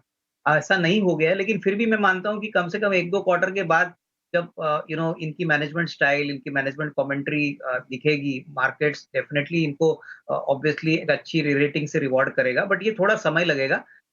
जैसे निकुंज ने भी कहा कि कम से कम 6 से 8 महीने होंगे कि मार्केट इनके एक्शंस को और इनके ट्रैक रिकॉर्ड को थोड़ा बहुत ऑब्जर्व करेगा। बट डेफिनेटली कैंडिडेट काफी स्ट्रांग है, इनका ग्लोबल एक्सपर्टाइज है और डेफिनेटली अगर कोटक बैंक को ग्लोबल बैंक जैसे बनना है तो डेफिनेटली उनके अनुभव का और एक्सपीरियंस का बैंक को काफी फायदा होगा। तो मेरे ख्याल से देखिए अभी तो कुछ कहना मुश्किल है, लेकिन हाँ लॉन्गर टर्म में उम्मीद है कि definitely global point of view से ये कैंडिडेट ठीक रहेगा, but I think we'll have to wait and watch. तो ठीक हो गया कि आप भी कह रहे हैं कि थोड़ा सा वेट करना पड़ेगा रणनीति पॉइंट ऑफ व्यू से, अदरवाइज वैसे नंबर का रिएक्शन पॉजिटिव आएगा। और मैं इसमें थोड़ा डेरिवेटिव वाला पॉइंट्स भी डाल देता हूँ। इसमें थोड़ी शॉर्ट कवरिंग हुई है लास्ट के सेशन में, डिलीवरी वॉल्यूम भी बढ़ा है 55% के आसपास का।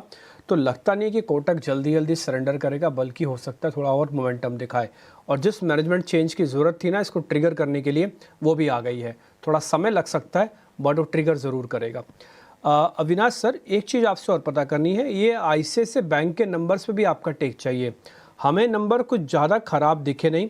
दूसरा, ज़्यादातर ब्रोकिंग हाउसेस की रिपोर्ट्स भी बस 10-15 रुपये अपने टारगेट को ऊपर नीचे कर रही हैं, तो उनके जो टारगेट जैसे थे वो एज इट इज़ ही हैं। एक बार आपका व्यू पॉइंट चाहिए सर आईसीआईसीआई बैंक पे। नहीं, I think numbers Dimpy her parameter पे अच्छे आ गए हैं। अगर आप प्रॉफिट ग्रोथ देखें तो ऑलमोस्ट 30-32% का ग्रोथ आ गया है।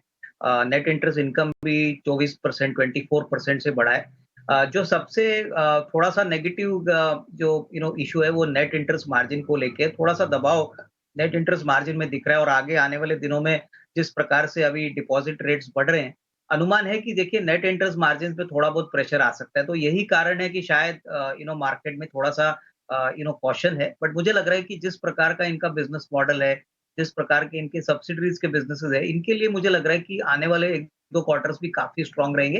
तो आई थिंक अगर स्टॉक थोड़ा सा स्लगिशली ओपन होता है तो इसको खरीदने का मौका समझना चाहिए। हमको लग रहा है कि 930-35 का एक अच्छा रिस्क रिवॉर्ड पॉइंट बन सकता है, प्रोवाइडेड आपके पास 12-15 महीने है। तो करीबन 1100-1150 का एक मीडियम टर्म टारगेट बन सकता है। तो नंबर्स में कोई प्रॉब्लम नहीं है, but market definitely net interest margin को देखते हुए थोड़ी सी डिसअपॉइंटेड है। और शायद यही कारण होगा कि जो रिपोर्ट्स आ गए हैं दूसरे एनालिस्ट के, वो थोड़े से एग्रेसिव नहीं है। पॉइंट आपका टेकन है सर। नंबर्स सिर्फ निम के हिसाब से थोड़ा सा ख़राब है, नेट इंटरेस्ट मार्जिन जिसको हम टिपिकली बोलते हैं। अदरवाइज़ तो नंबर आप भी कह रहे हैं कि ठीक है, इसलिए शायद तेज़ रिएक्शन पॉजिटिव नेगेटिव दोनों ही नहीं आए और ये बिल्कुल फ्लैट सा ही रह जाए। कोटक पे थोड़ा ध्यान रखिएगा। कोटक का डाटा और स्ट्रक्चर दोनों ज़्यादा ही ठीक है। न्यूज़ भी है उसमें एक एडिशनल MD एंड CEO वाली, यही यहाँ पे समझ भी लिया। इसके अलावा कुछ और अर्निंग्स भी हैं, कुछ और न्यूज़ भी हैं, ज़रा मैं वो भी आपके सामने रखता जाता हूँ, आप ज़रा उस पर भी ध्यान रखिएगा। पहले है कोल्टे पाटिल। पूंजी जुटाने को लेकर 26 तारीख को इनकी बोर्ड की बैठक होने वाली है, यानी आज से 3 दिन बाद। ये शेयर रियल एस्टेट से जुड़ा हुआ है, इंफ्रा का भी थोड़ा काम करता है। इस पे एक बार ज़रा चेक करवा लेते हैं। सोनी, ज़रा जल्दी से बताइए कोल्टे पाटिल के चार्ट आपको कैसे लग रहे हैं। ये फंड जुटाएंगे 26 तारीख को। जी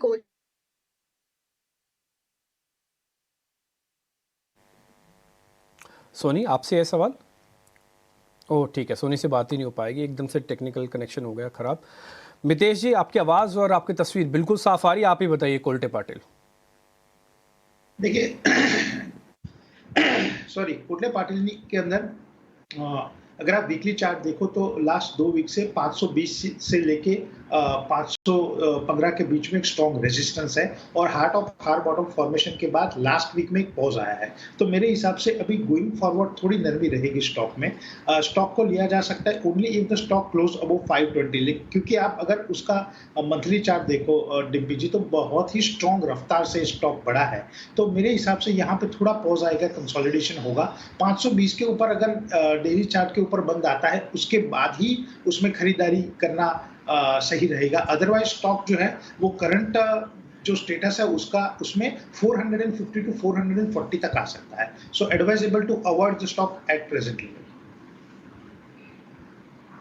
से अवॉइड करने की सलाह दे रहे हैं। ऑफ कोर्स सही दाम पर, सही भाव पर ही एंटर करना चाहिए। कुछ और स्टॉक्स की भी बात करते हैं। अर्निंग्स लेड भी बहुत स्टॉक्स हम डिस्कस कर रहे हैं और जहां जहां अच्छी कमेंट्स आए हैं, कमेंट्री अच्छी आई है, उनकी भी बात कर रहे हैं। एक स्टॉक जो पावर ट्रांसमिशन और डिस्ट्रीब्यूशन की वैल्यू चेन से जुड़ा हुआ है, CG पावर की हम बात कर रहे हैं। एक बड़ा वेल्थ क्रिएटर ये रहा है और अच्छी खासी चाल प्रशांत स्टॉक ने चल दी है। लेकिन अब भी मैनेजमेंट के जो कमेंट्स आ रहे हैं वो कह रहे हैं कि बहुत ही स्ट्रॉन्ग डिमांड सिनेरियो दिख रहा है ट्रांसफॉर्मर्स पे, और इनफैक्ट यहाँ से भी उनको अगले 2 साल के लिए, 2 से 3 साल के लिए अच्छी ऑर्डर विजिबिलिटी दिखती है। ऑलरेडी अच्छा खासा रनअप के बाद क्या अब भी इसमें स्ट्रीम बाकी है या फिर थोड़ा डिप पे इंतजार करना चाहिए और किसी डिप पे एंटर करना चाहिए? इसका जो लो बना हुआ है पिछले हफ्ते करीबन 370, ये एक बहुत बड़ा सपोर्ट है। तो अगर कोई इन्वेस्टर हो और यहाँ पे एक लॉन्ग टर्म नजरिया रखता हो तो वो 370 स्पॉट क्लोजिंग बेसिस से एक्यूमुलेशन शुरू कर सकता है। एग्रेसिव कब होना होगा, ये स्टॉक फिर से एक बार 415 के लेवल क्रॉस कर जाए तब एग्रेसिव हो सकते हो। फिलहाल सिर्फ स्लो एक्यूमुलेशन करना होगा और जब तक ये 370 के नीचे क्लोज ना हो आप बने रह सकते हो। ठीक है, तो सीजी पावर में जो ऑलरेडी जिनके पास पोजीशन है एग्जिस्टिंग वो बने रहे। और भी कुछ स्टॉक्स डिस्कस करेंगे, लेकिन हमारे साथ अब संजीव वसीम जी जुड़ गए, आइए उनसे बात करते हैं।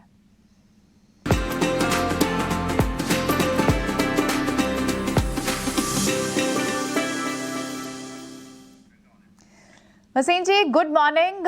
नवरात्रि के खास शेयर तो आप लेकर आए हैं। आई एम श्योर नॉर्थ में तो अष्टमी पूजन ही हो जाता है। आप भी आज नवमी की पहले तो आपको बहुत बहुत शुभकामनाएं, और हमारे व्यूअर्स के लिए भी कुछ खास जो 3 स्टॉक्स आज आप लेकर आए वो बताएं।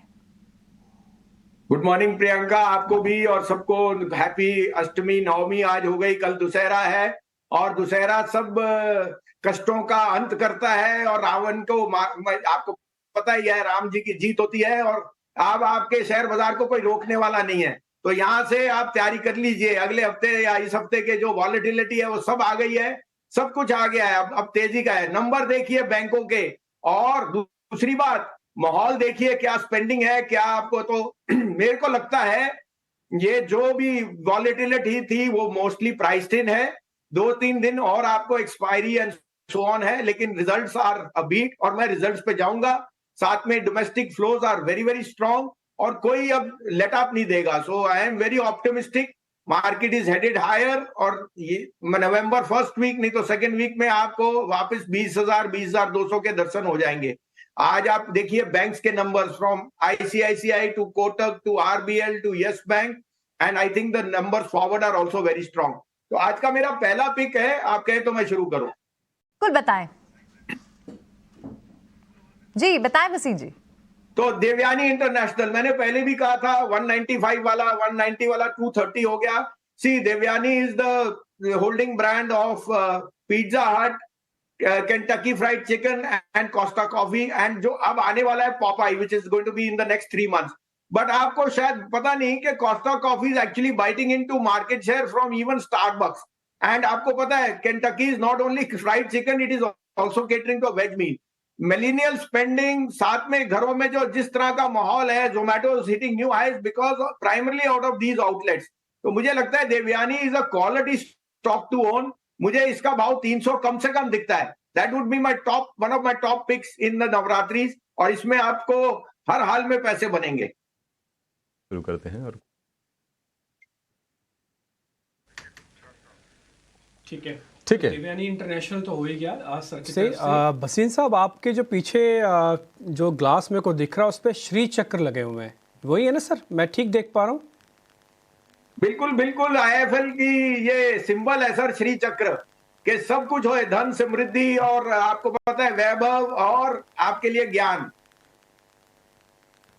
बहुत ही बेहतरीन सर, लगे हाथ फिर एक शेयर और बता दीजिए आप। आरबीएल बैंक डिम्पी जी, मैं इसे 125 रुपए से कह रहा हूं एज ए डिस्क्लोजर। ये हमारे क्लाइंटों के पोर्टफोलियो में, पर्सनल पोर्टफोलियो में भी है, मैं डिस्क्लोजर दूं। लेकिन मुझे लगता है आरबीएल में 1.5% से ज्यादा किसी का स्टेक नहीं है। अभी कोटक एमएनएम ने उसमें एक स्टेक लिया 3 या 4% का, और आरबीएल बैंक के नंबर्स बहुत स्ट्रांग है। देयर वाज एन इशू जो सब सॉर्ट आउट हो गए। I think the new management leader from SBI has been a star और उनके जो बुक है वो बहुत स्ट्रांगली एक्सपैंड करती है। NIMs have been the highest ever and profit is almost 50% jump from a year back. तो मुझे लगता है आरबीएल इज इन फॉर री रेटिंग।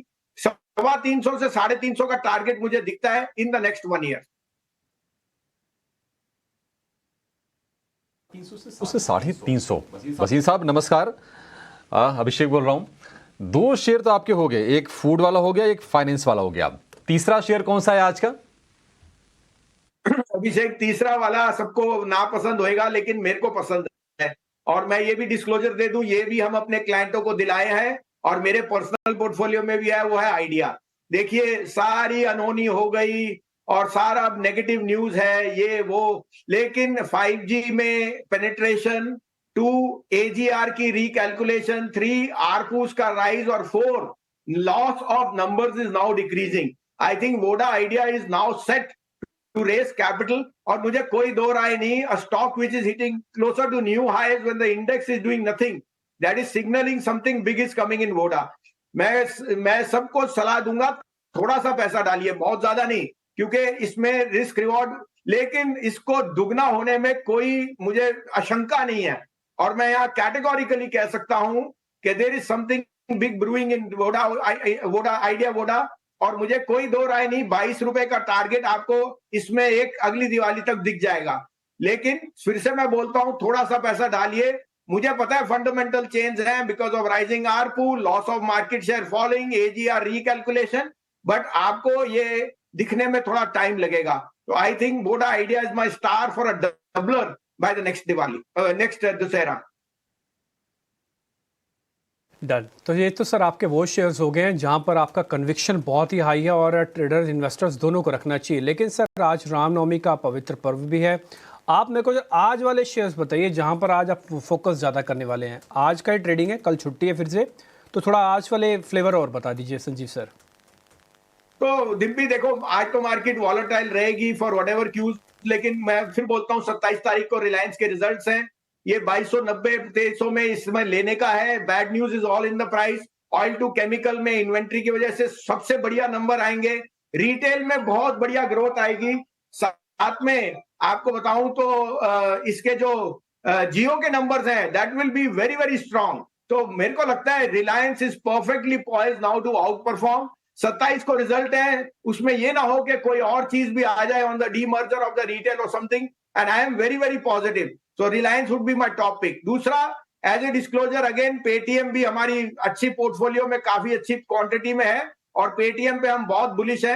मुझे लगता है Paytm is definitely headed higher. 1400 से 1500 का टारगेट मुझे दिखता है, लेकिन वो एक दिन में नहीं आएगा। लेकिन जो शेयर आज न्यू हाई पे है उसको मैं लेना चाहता हूं, तो थोड़ा सा पेटीएम अभी लीजिए, थोड़ा सा कोई डिक्लाइन आए फॉर वेरियस रीजन वो लीजिए। ये मेरे दो पिक्स है।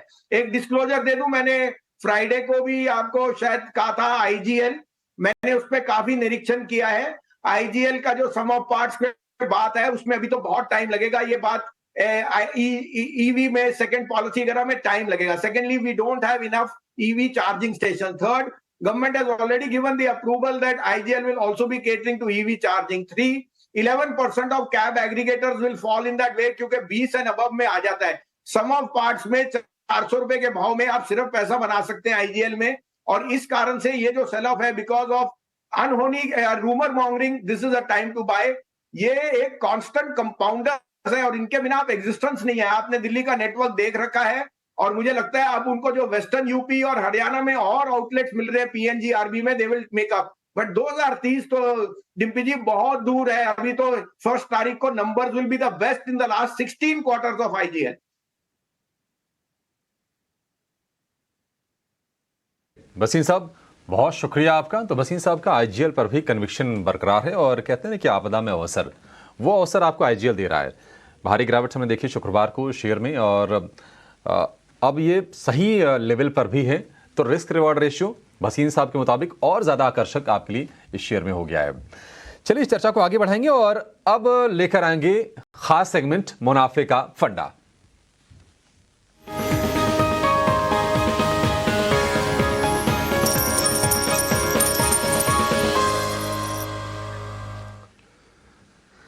और मुनाफे का फंडा सेगमेंट के लिए आज हमारे साथ हमारे आज का खास मेहमान गौरांग शाह, जियोजीत फाइनेंशियल से। गौरांग सर बहुत शुक्रिया। पहले तो आपको महानवमी और एडवांस में विजयदशमी की भी शुभकामनाएं। बताइए आज आपके शेयर कौन से हैं? धन्यवाद अभिषेक आपका, और आप सभी को शुभ प्रभात और दशहरा और नवमी की शुभकामनाएं। आप सभी को ईटी नाउ स्वदेश के पूरी टीम और मंच पर उपस्थित सभी महानुभावों को दशहरा और विजयदशमी की शुभकामनाएं। विकल्प के रूप में अभिषेक 2 क्षेत्र से अलग अलग शेयर चुने हैं। पहला है ऊर्जा वितरीकरण यानी कि पावर ट्रांसमिशन एंड डिस्ट्रीब्यूशन से जुड़ी हुई कंपनी, जो हमारे हिसाब से भारत में स्थापित एकमात्र ऐसी कंपनी है, सरकारी कंपनी, जो ऊर्जा पहुंचाती है लोगों तक, और नाम है power grid corporation of India limited. 202 के आसपास मेरे ख्याल से कल, या माफ कीजिएगा, शुक्रवार को बंद आया था। 270 तक के लक्ष्य बुनियादी तर्क के आधार पर लंबी अवधि के लिए निर्धारित किए हैं। और दूसरी कंपनी है रिटेल सेगमेंट से, जिसकी चर्चा या नाम भी नहीं सुनते हैं, वो है शॉपर स्टॉप लिमिटेड। ये भी काफी लंबे समय से हमारी खरीदारी की सूची में है। और जिस प्रकार से अब त्योहार का सीजन आ रहा है और उसके बाद भी अगर आप देखें तो लोग पहले कहते थे ना, ई कॉमर्स पे ज्यादा फुटफॉल हो रहा है, लेकिन हमें लग रहा है कि रिटेल आउटलेट्स भी मेरे ख्याल से काफी अच्छा प्रदर्शन करेंगे। 665 का मौजूदा स्तर, 855 के लंबी अवधि के लक्ष्य निर्धारित किए। लंबी अवधि का तात्पर्य है कम से कम 12 से 18 महीने या उससे ज्यादा आप समय दे सके तो ज्यादा उचित होगा।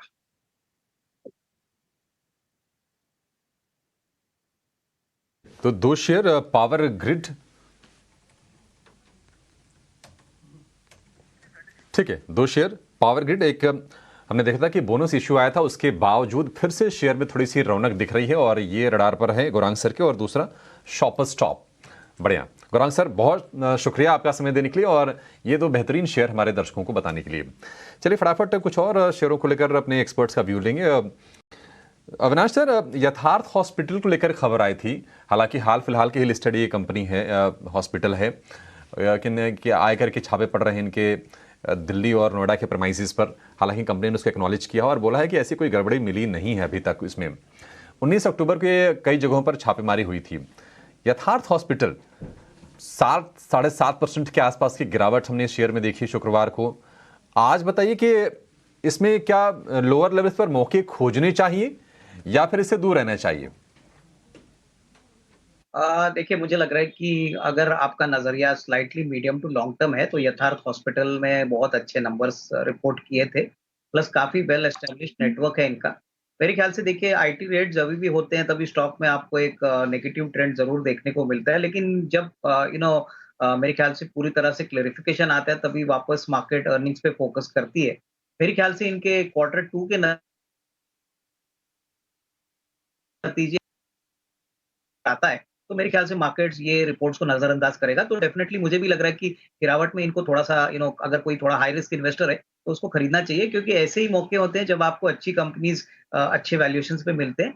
हो सकता है कि आज भी स्टॉक थोड़ा दबाव में रहे, लेकिन जिनको कम से कम 12-15 महीने की अवधि के लिए खरीदना है, मेरे ख्याल से बाय ऑन डिक्लाइन की स्ट्रेटेजी अडॉप्ट कर सकते।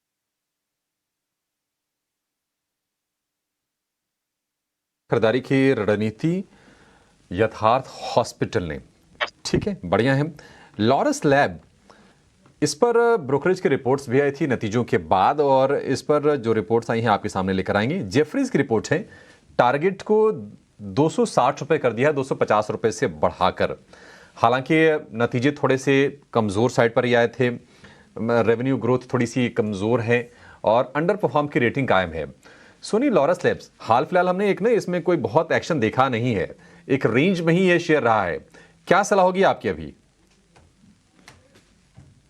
आपने सही कहा है, एक रेंज में ही है। इसमें खरीदारी आपको तभी करनी चाहिए जब ये एक्चुअली 420 का लेवल पार कर जाए, तब तक इसमें खरीदारी मत कीजिए। नीचे की तरफ 380 अगर ब्रेक करता है तो फ्रेश सेल की अपॉर्चुनिटी आ जाएंगे, और ये जो 380 को ब्रेक करेगा उसके बाद मेरे ख्याल से 360 तक भी जाने के चांसेस है। सो इसी रेंज का इंतजार कीजिए। रेंज या तो ऊपर की तरफ ब्रेक करना चाहिए या तो नीचे की तरफ। अंदर जितना हो रहा है वहां पे अवॉइड कीजिए ट्रेड करने के लिए। 380 के नीचे आप इसको फ्रेश सेल कर सकते हैं फॉर टारगेट्स ऑफ 360। 360 रुपए के लक्ष्य के लिए इसमें आप बिकवाली कर सकते हैं लॉरस लैब के शेयर में। अविनाश सर, वोल्टास मार्जिन पर हमने प्रेशर देखा, मुनाफे के जो आंकड़े आए वो भी अनुमान जो स्ट्रीट करके चल रहा था उसके हिसाब से नहीं आए। हालांकि इन्होंने वाटर हीटर सेगमेंट में एंट्री की घोषणा की है और एसी कंप्रेशर बनाने काम जो है ना दोबारा शुरू कर दिया है। नतीजों को और ये 2 अपडेट्स को कंपनी की तरफ से, इसको आप कैसे देख रहे हो और क्या सलाह देंगे शेयर को लेकर? बात करें तो काफी डिसअपॉइंटिंग नंबर आए थे, और ऑल्दो मैनेजमेंट की कमेंट्री काफी पॉजिटिव थी, मुझे लग रहा है कि कम से कम 1-2 क्वार्टर्स लगेंगे मेरे ख्याल से बिजनेस को रैंप अप करने के लिए, मार्जिन्स को इम्प्रूव होने के लिए। और ये जो नया सेगमेंट इन्होंने कहा है कि वो एंटर करेंगे, इसका इमीडिएट इम्पैक्ट अर्निंग्स पे नहीं आएगा। मेरे ख्याल से मार्केट्स को शायद 1-2 क्वार्टर्स वेट करना पड़े। तो मेरे ख्याल से ज्यादा ये होल्ड रहेगा। मेरे ख्याल से फ्रेश खरीदारी अभी नहीं करनी चाहिए, थोड़ा सा इंतजार करें। कहीं ना कहीं मुझे लग रहा है कि नंबर्स उम्मीद से काफी खराब आ गए थे, मार्केट एक्सपेक्ट कर रहा था कि अर्निंग्स अच्छी आएगी। डेफिनेटली इस बार जो समर सीजन है वो अच्छा है, बट डेफिनेटली इसके बावजूद कंपनीज ने अर्निंग्स के पॉइंट ऑफ व्यू से कोई बड़ा पॉजिटिव सरप्राइज दिखाया नहीं। तो मैं समझता हूँ कि थोड़ा सा इंतजार यहाँ पे करना ठीक रहेगा। अगेन 6 to 12 मंथ्स के नजरिए से होल्ड करिए, बट फ्रेश बाइंग थोड़ी से निचले लेवल पे ही अच्छी रहेगी।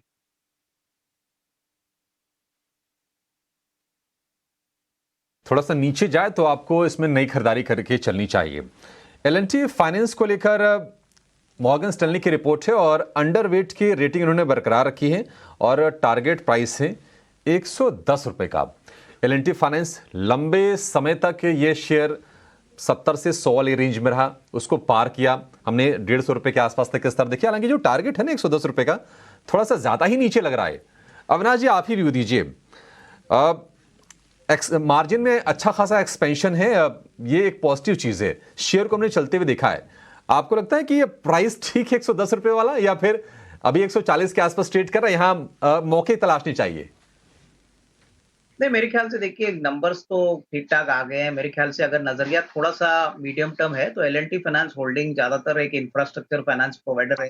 L&T इनकी पेरेंट है और बहुत समय के बाद यहाँ पे बिजनेस में ट्रैक्शन देखने को मिला है। तो अभिषेक, मुझे लग रहा है कि नियर टर्म में तो होल्ड की राय रहेगी और एक 1-2 क्वार्टर्स थोड़े से ग्रोथ कंपनी दिखाती है तो मेरे ख्याल से मार्केट्स को थोड़ा और कॉन्फिडेंस आएगा, क्योंकि बहुत समय तक ये अंडर परफॉर्म कर रहा था। अभी शायद मेरे ख्याल से ट्रैक्शन वापस हो चुका है, तो यहाँ पे होल्ड करें। मेरे ख्याल से मार्केट 1-2 क्वार्टर वेट करना चाहेगी और उसके बाद यहाँ पे शायद एक अच्छी रेटिंग आ सकती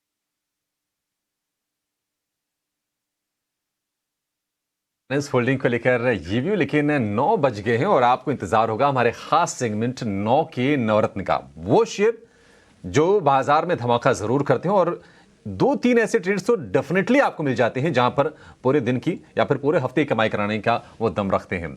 अशेषा हमारे साथ जुड़ गई हैं। अशेषा, बताइए।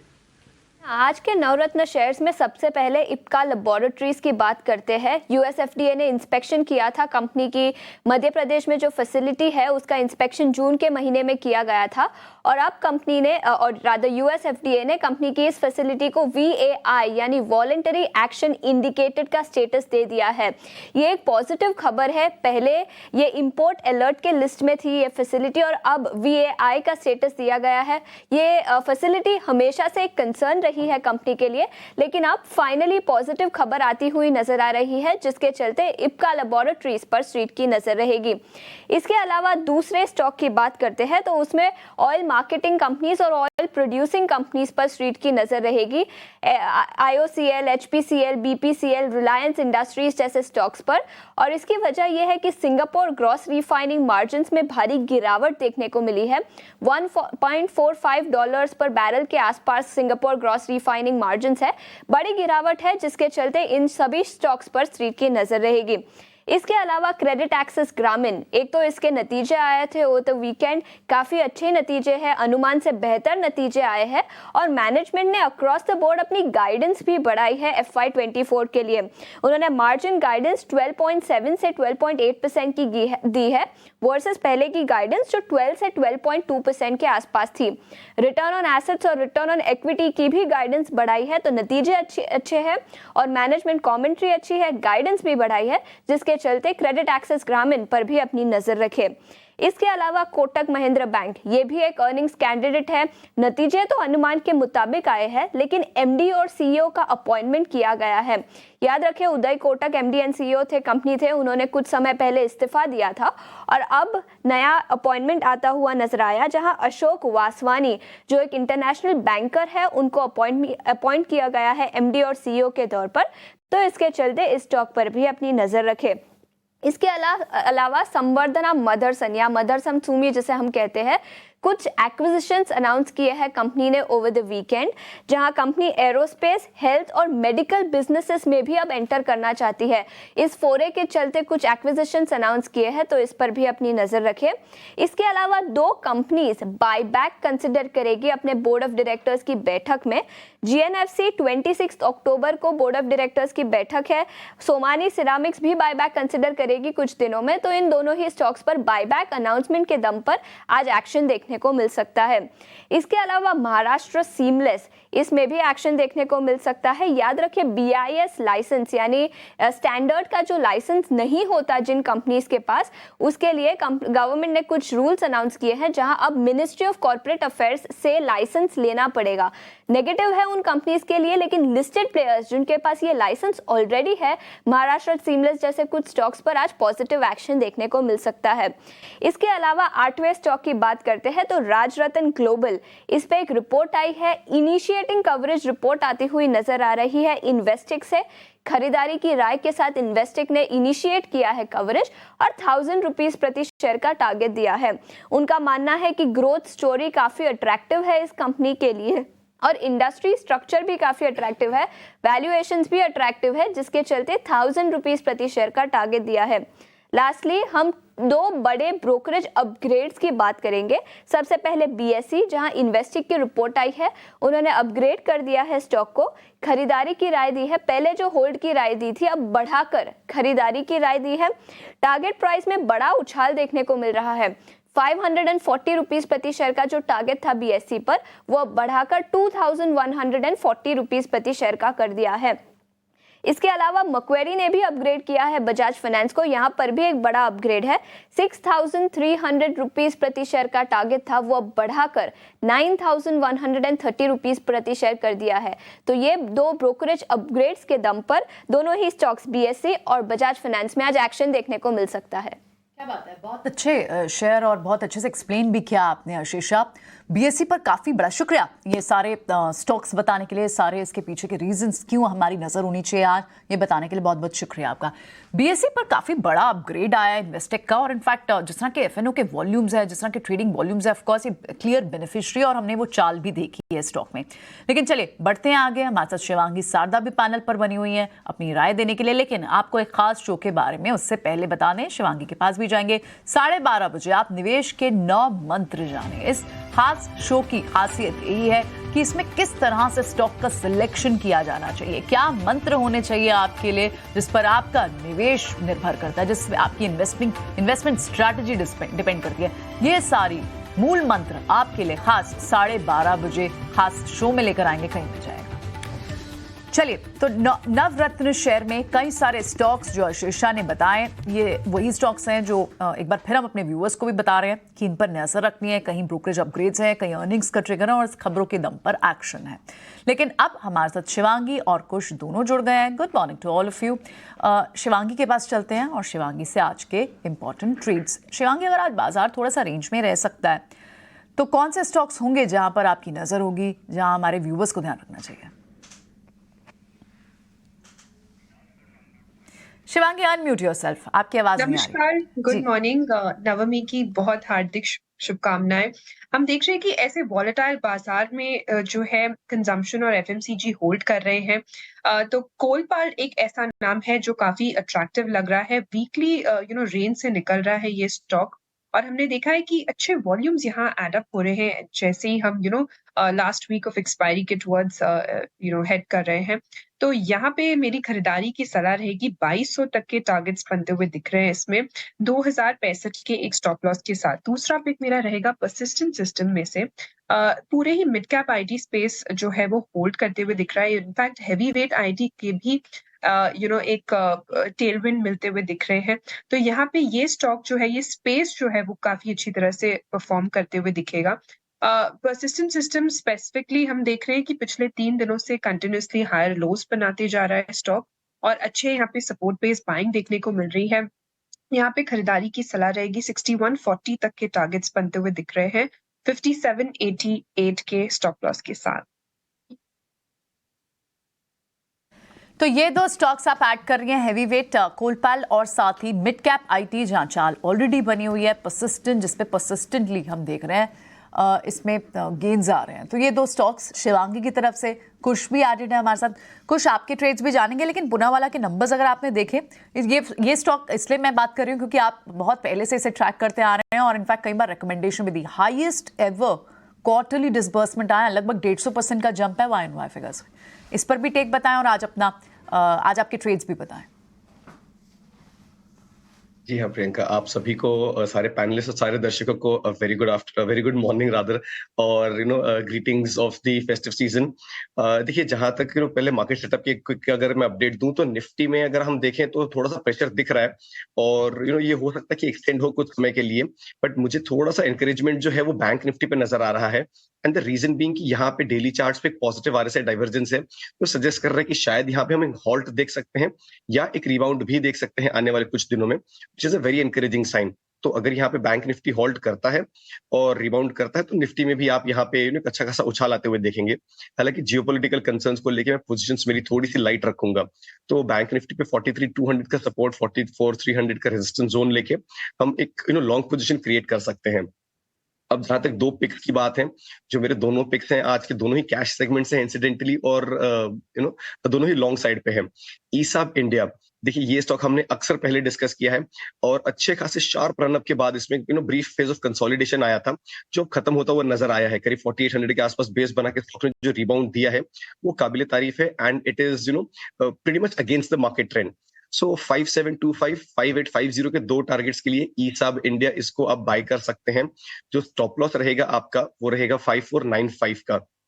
जो मेरा दूसरा पिक है that is Endurance tech stock. हालांकि एक कंसोलिडेशन रेंज में कह सकते हैं, बट पिछले 8 से 10 सेशन में स्टॉक का जो बायस है ये पॉजिटिव टर्न होता हुआ नजर आया है, की एवरेजेस के ऊपर ट्रेड कर रहा है। एंड मोर इंटरेस्टिंगली इसमें पिछले कुछ दिनों में वॉल्यूम और डिलीवरी जो है इसमें मार्कअप काफी अच्छा देखने मिल रहा है। तो ट्रेडिंग के लिहाज से लेना चाहें तो 1675 1700 के दो टारगेट्स के लिए इसे बाय करें। 1610 ये आपका स्टॉप लॉस रहेगा। अब प्रियंका, जब आपने पूनावाला फिनकॉर्प की बात की, तो बिल्कुल देखिए इस स्टॉक में ये कोई कभी संदेह नहीं रहा कि स्टॉक कैसा परफॉर्म करेगा इन द लॉन्ग टर्म। जो दिक्कतें आ रही हैं वो नियर टर्म में आ रही हैं। स्टॉक में मोमेंटम आता है फिर फिजल आउट हो जा रहे हैं। फिलहाल एक कंसोलिडेशन बायस में चल रहा है, लेकिन जिस तरह का आपने बताया कि इसके नंबर्स आए हैं, रिजल्ट्स आए हैं, बिल्कुल ये एक अक्यूमुलेशन फेज है। यहाँ पे स्टॉक आप बाय करके चले। ऊपरी स्तरों पे आई वोंट बी सरप्राइज की स्टॉक यहाँ पे 405 से लेकर 425 तक के लेवल्स जो हैं ये फिर से रीटेस्ट कर सकता है। नीचे अगर हम देखें तो 360 के आसपास सपोर्ट है, तो थोड़ा सा पेशेंस वाला स्टॉक है, बिल्कुल होल्ड करके रखे अगर आपका 6 से 12 महीने का व्यू हो तो। बिल्कुल, बढ़ते आगे, और अब हमारे साथ विश्व मोहन भी है। एक बार समझ लेते हैं कि किस तरह से कमोडिटी मार्केट्स की ओपनिंग दिख रही है, नॉन एग्री की और गोल्ड सिल्वर की चाल। विश्वा।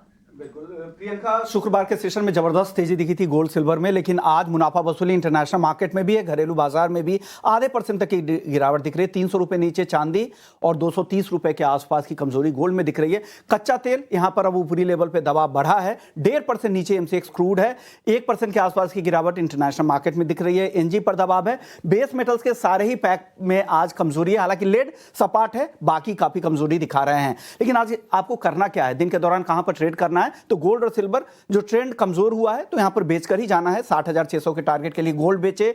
चांदी भी बिकवाली की सलाह है, उनको लग रहा है कि चांदी को भी आज दिन के लिए आज सिर्फ बेचना ही है, सिर्फ इंट्राडे के लिए कॉल है 72,000 के टारगेट के लिए। कच्चा तेल लग रहा है कि ये गिरावट और गहरा सकती है और आपको आज यहां पर बेचना चाहिए 7,400 के लेवल पे। 7,200 तक के लेवल भी क्रूड में दिख सकते हैं। और आखिरी कॉल है कॉपर की, ये खरीदारी की सलाह आज की गिरावट में आज आपको खरीदना चाहिए। शुरुआती जो डिप में मौके मिल रहे हैं 692 के आसपास खरीदे करंट लेवल पे, और ऊपर की तरफ वापस से 700 के ऊपर जा सकता है। कुछ शुरुआती टिप्स है आपके लिए। उन्होंने काफ़ी तेज़ी से बताया, अगर आप ना समझ पाएँ तो सबसे आसान तरीका है फ़ोटो खींच लीजिए, तो आप आराम से पढ़ भी लेंगे, समझ भी लेंगे, फिर अपने वित्तीय सलाहकारों को भेज के पूछ भी लेंगे। खैर, बाज़ार अब खुलने को है, 30 सेकंड बाद मार्केट खुल जाएगा, और इस बीच अगर आप देखें तो बहुत ज़्यादा डैमेज नहीं है। 21 पॉइंट मात्र निफ्टी के पास है। बैंक निफ्टी तो बाकायदा हरे निशान में खुल रहा है। वजह ICICI बैंक है, बजाज फाइनेंस, आज दोनों ही आपको आधे पौने 1% ऊपर दिखेंगे। इसके अलावा अगर आप परसेंटेज में देखें तो एक भी शेयर ऐसा नहीं है जिसके पास 1% से ज़्यादा का मूव हो। एकलौता ICICI बैंक है 0.99% ऊपर है, और इसके अलावा जो कमज़ोर शेयर की कैटेगरी है उसमें 84 पॉइंट यानी 0.84 पॉइंट वो SL टेक के हैं। एडवांस डिक्लाइन भी आज ठीक ही मिलेगी, आज थोड़ा वॉल्यूम के लिहाज से कम होगा, वैसे मार्केट ठीक है। और अब आप देख पा रहे हैं स्क्रीन पर पहला टिक आपको हरे निशान का दिख रहा है और शेयर जो हैं वो करीब 990 के आसपास हैं एडवांसेस के। बैंक निफ्टी हरे निशान में, जैसे मैंने आपको शुरुआत में कहा, एक काम आज में निफ्टी और बैंक निफ्टी को करना है, अगर ये मूड ठीक रखना है, इस पूरे हफ्ते एक्सपायरी का जश्न मनाना है शॉर्ट कवरिंग का, तो निफ्टी को 19 ना केवल 500 का आज बचाना होगा, बल्कि आज बहुत मेहनत करके उसको 650 आज ही दिखाना होगा, भले वह लो वॉल्यूम के साथ दिखा दे। और दूसरा, जब तक 44,000 आएगा नहीं, बैंक निफ्टी ठीक होगा नहीं। ICICI, HDFC, कोटक भी इसको 44,200 तक नहीं रख पाए हैं, आप इसी से अंदाजा लगा लीजिए। नंबर शुभ आपको दिख रहा होगा एडवांसेस का 1111 का नंबर है और उम्मीद करते हैं कि इसी नंबर के साथ आपको निफ्टी भी हरे निशान की तरफ अब टिक दिखाता हुआ दिख रहा है, आप अपने स्क्रीन पर देख पा रहे होंगे। खैर, मैं जल्दी से आपको दिखा देता हूं कि आज के टॉप गेनर कौन सी है। ICICI बैंक के पास अब बढ़त करीब 1.25% के आसपास की है। एक बार कोटक महिंद्रा बैंक भी दिखा दीजिएगा, कोटक भी, फिर और रिलायंस इंडस्ट्रीज, L&T, HUL और L&T, ये सभी शेयर जो 4-5 बड़े शेयर्स हैं ना वेटेज वाले, इनको भी दिखाइएगा, थोड़ा और आइडिया हमको यहाँ पे लग जाएगा कि इस समय की पोजीशनिंग क्या हो रही है।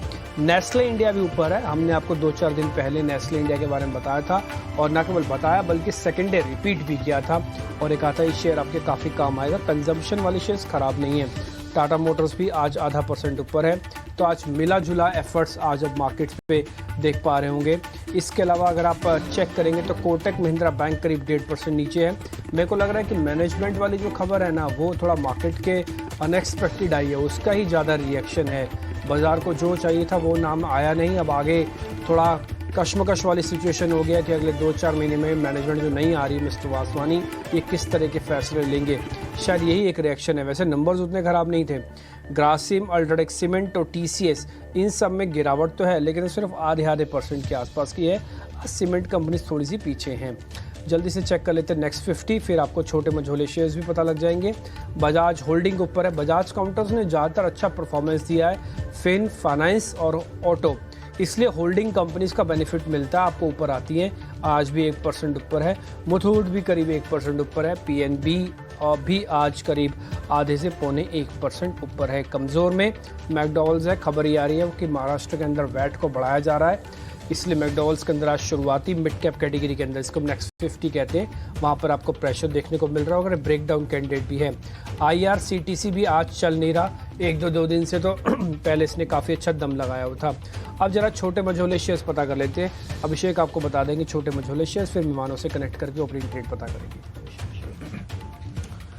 ठीक है, तो बाजार की शांत शुरुआत बिल्कुल अपेक्षा के मुताबिक, और आज हम मिड कैप में भी कोई बहुत बड़ा एक्शन देख नहीं रहे हैं। इप्का लैब ये आज फोकस में भी था, 3.5% ऊपर ये खुला है शेयर। RBL बैंक, जिसको कि भसीन साहब ने भी सुझाया आपको खरीदारी करने के लिए, वहां पर हम देख रहे हैं कि आज तेजी हो रही, करीब 2% के आसपास तेजी। मदरसन सुमी धीरे धीरे ये शेयर चल रहा है, 100 रुपए के आसपास तक पहुंच भी गया है, 1.5% की तेजी आज भी है। और डेल्टा कॉर्प में लगातार पिटाई के बाद हल्की सी बाइंग आज हम देख रहे हैं, 1.5% की तेजी यहां पर भी हो रही है।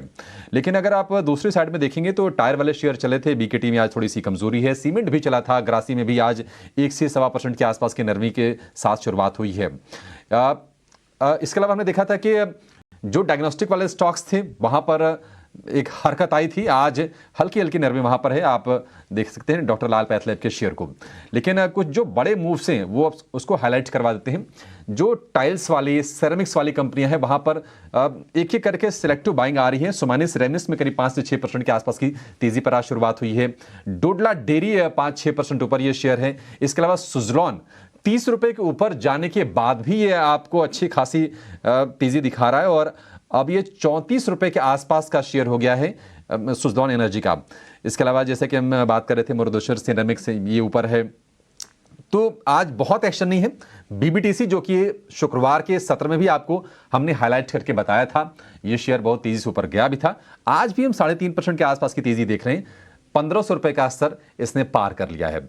तो बहुत बड़े एक्शन नहीं, लेकिन हाँ चुनिंदा एक्शन मिड कैप स्पेस में जो कि रहते भी हैं और वो आज के ये आपके सामने रहे। प्रियंका के पास चलेंगे और प्रियंका आपको मेहमानों से जोड़ देंगी और फटाफट आपके लिए ओपनिंग ट्रेड्स भी जान लेंगी। ठीक है, तो ये तो आपके पास कुछ इनिशियल ट्रेंड्स दिखे हैं, लेकिन ट्रेड्स कहाँ दिख रहे हैं पॉसिबल? मितेश से चलिए शुरुआत करते हैं। मितेश, बताएं आपका ओपनिंग ट्रेड क्या होगा? ओपनिंग ट्रेड में अदानी एंटरप्राइज को सिलेक्ट किया है। 2400 के ऊपर सस्टेन हो रहा है। 2405 अभी फ्यूचर चल रहा है अदानी एंटरप्राइज का, तो 2405 के ऊपर अदानी एंटरप्राइज का फ्यूचर खरीदने की सलाह रहेगी। 2380 2380 का स्टॉप लॉस रहेगा। आज के दिन में पहला target 2420 2430। Adani enterprise, quick reaction दिया आपने मितेश, थैंक यू। शिवांगी, आपका ओपनिंग ट्रेड? जी बिल्कुल, ओपनिंग ट्रेड के लिए हम देख रहे हैं कि परसिस्टेंट सिस्टम्स काफी अच्छी तरह से होल्ड कर रहा है, तो मेरे यहाँ यही पिक रहेगी जो हमने जिक्र भी किया अभी। स्टॉक काफी पॉजिटिव है और जिस तरह से अब फॉलो अप बाइंग भी देखने को मिल रही है, काफी रेजिलेंटली ये स्टॉक परफॉर्म करना चाहिए। 6140 तक के टारगेट्स और 5788 के स्टॉप लॉस के साथ परसिस्टेंट रहेगा। शिवांगी का कुछ आपका ओपनिंग ट्रेड?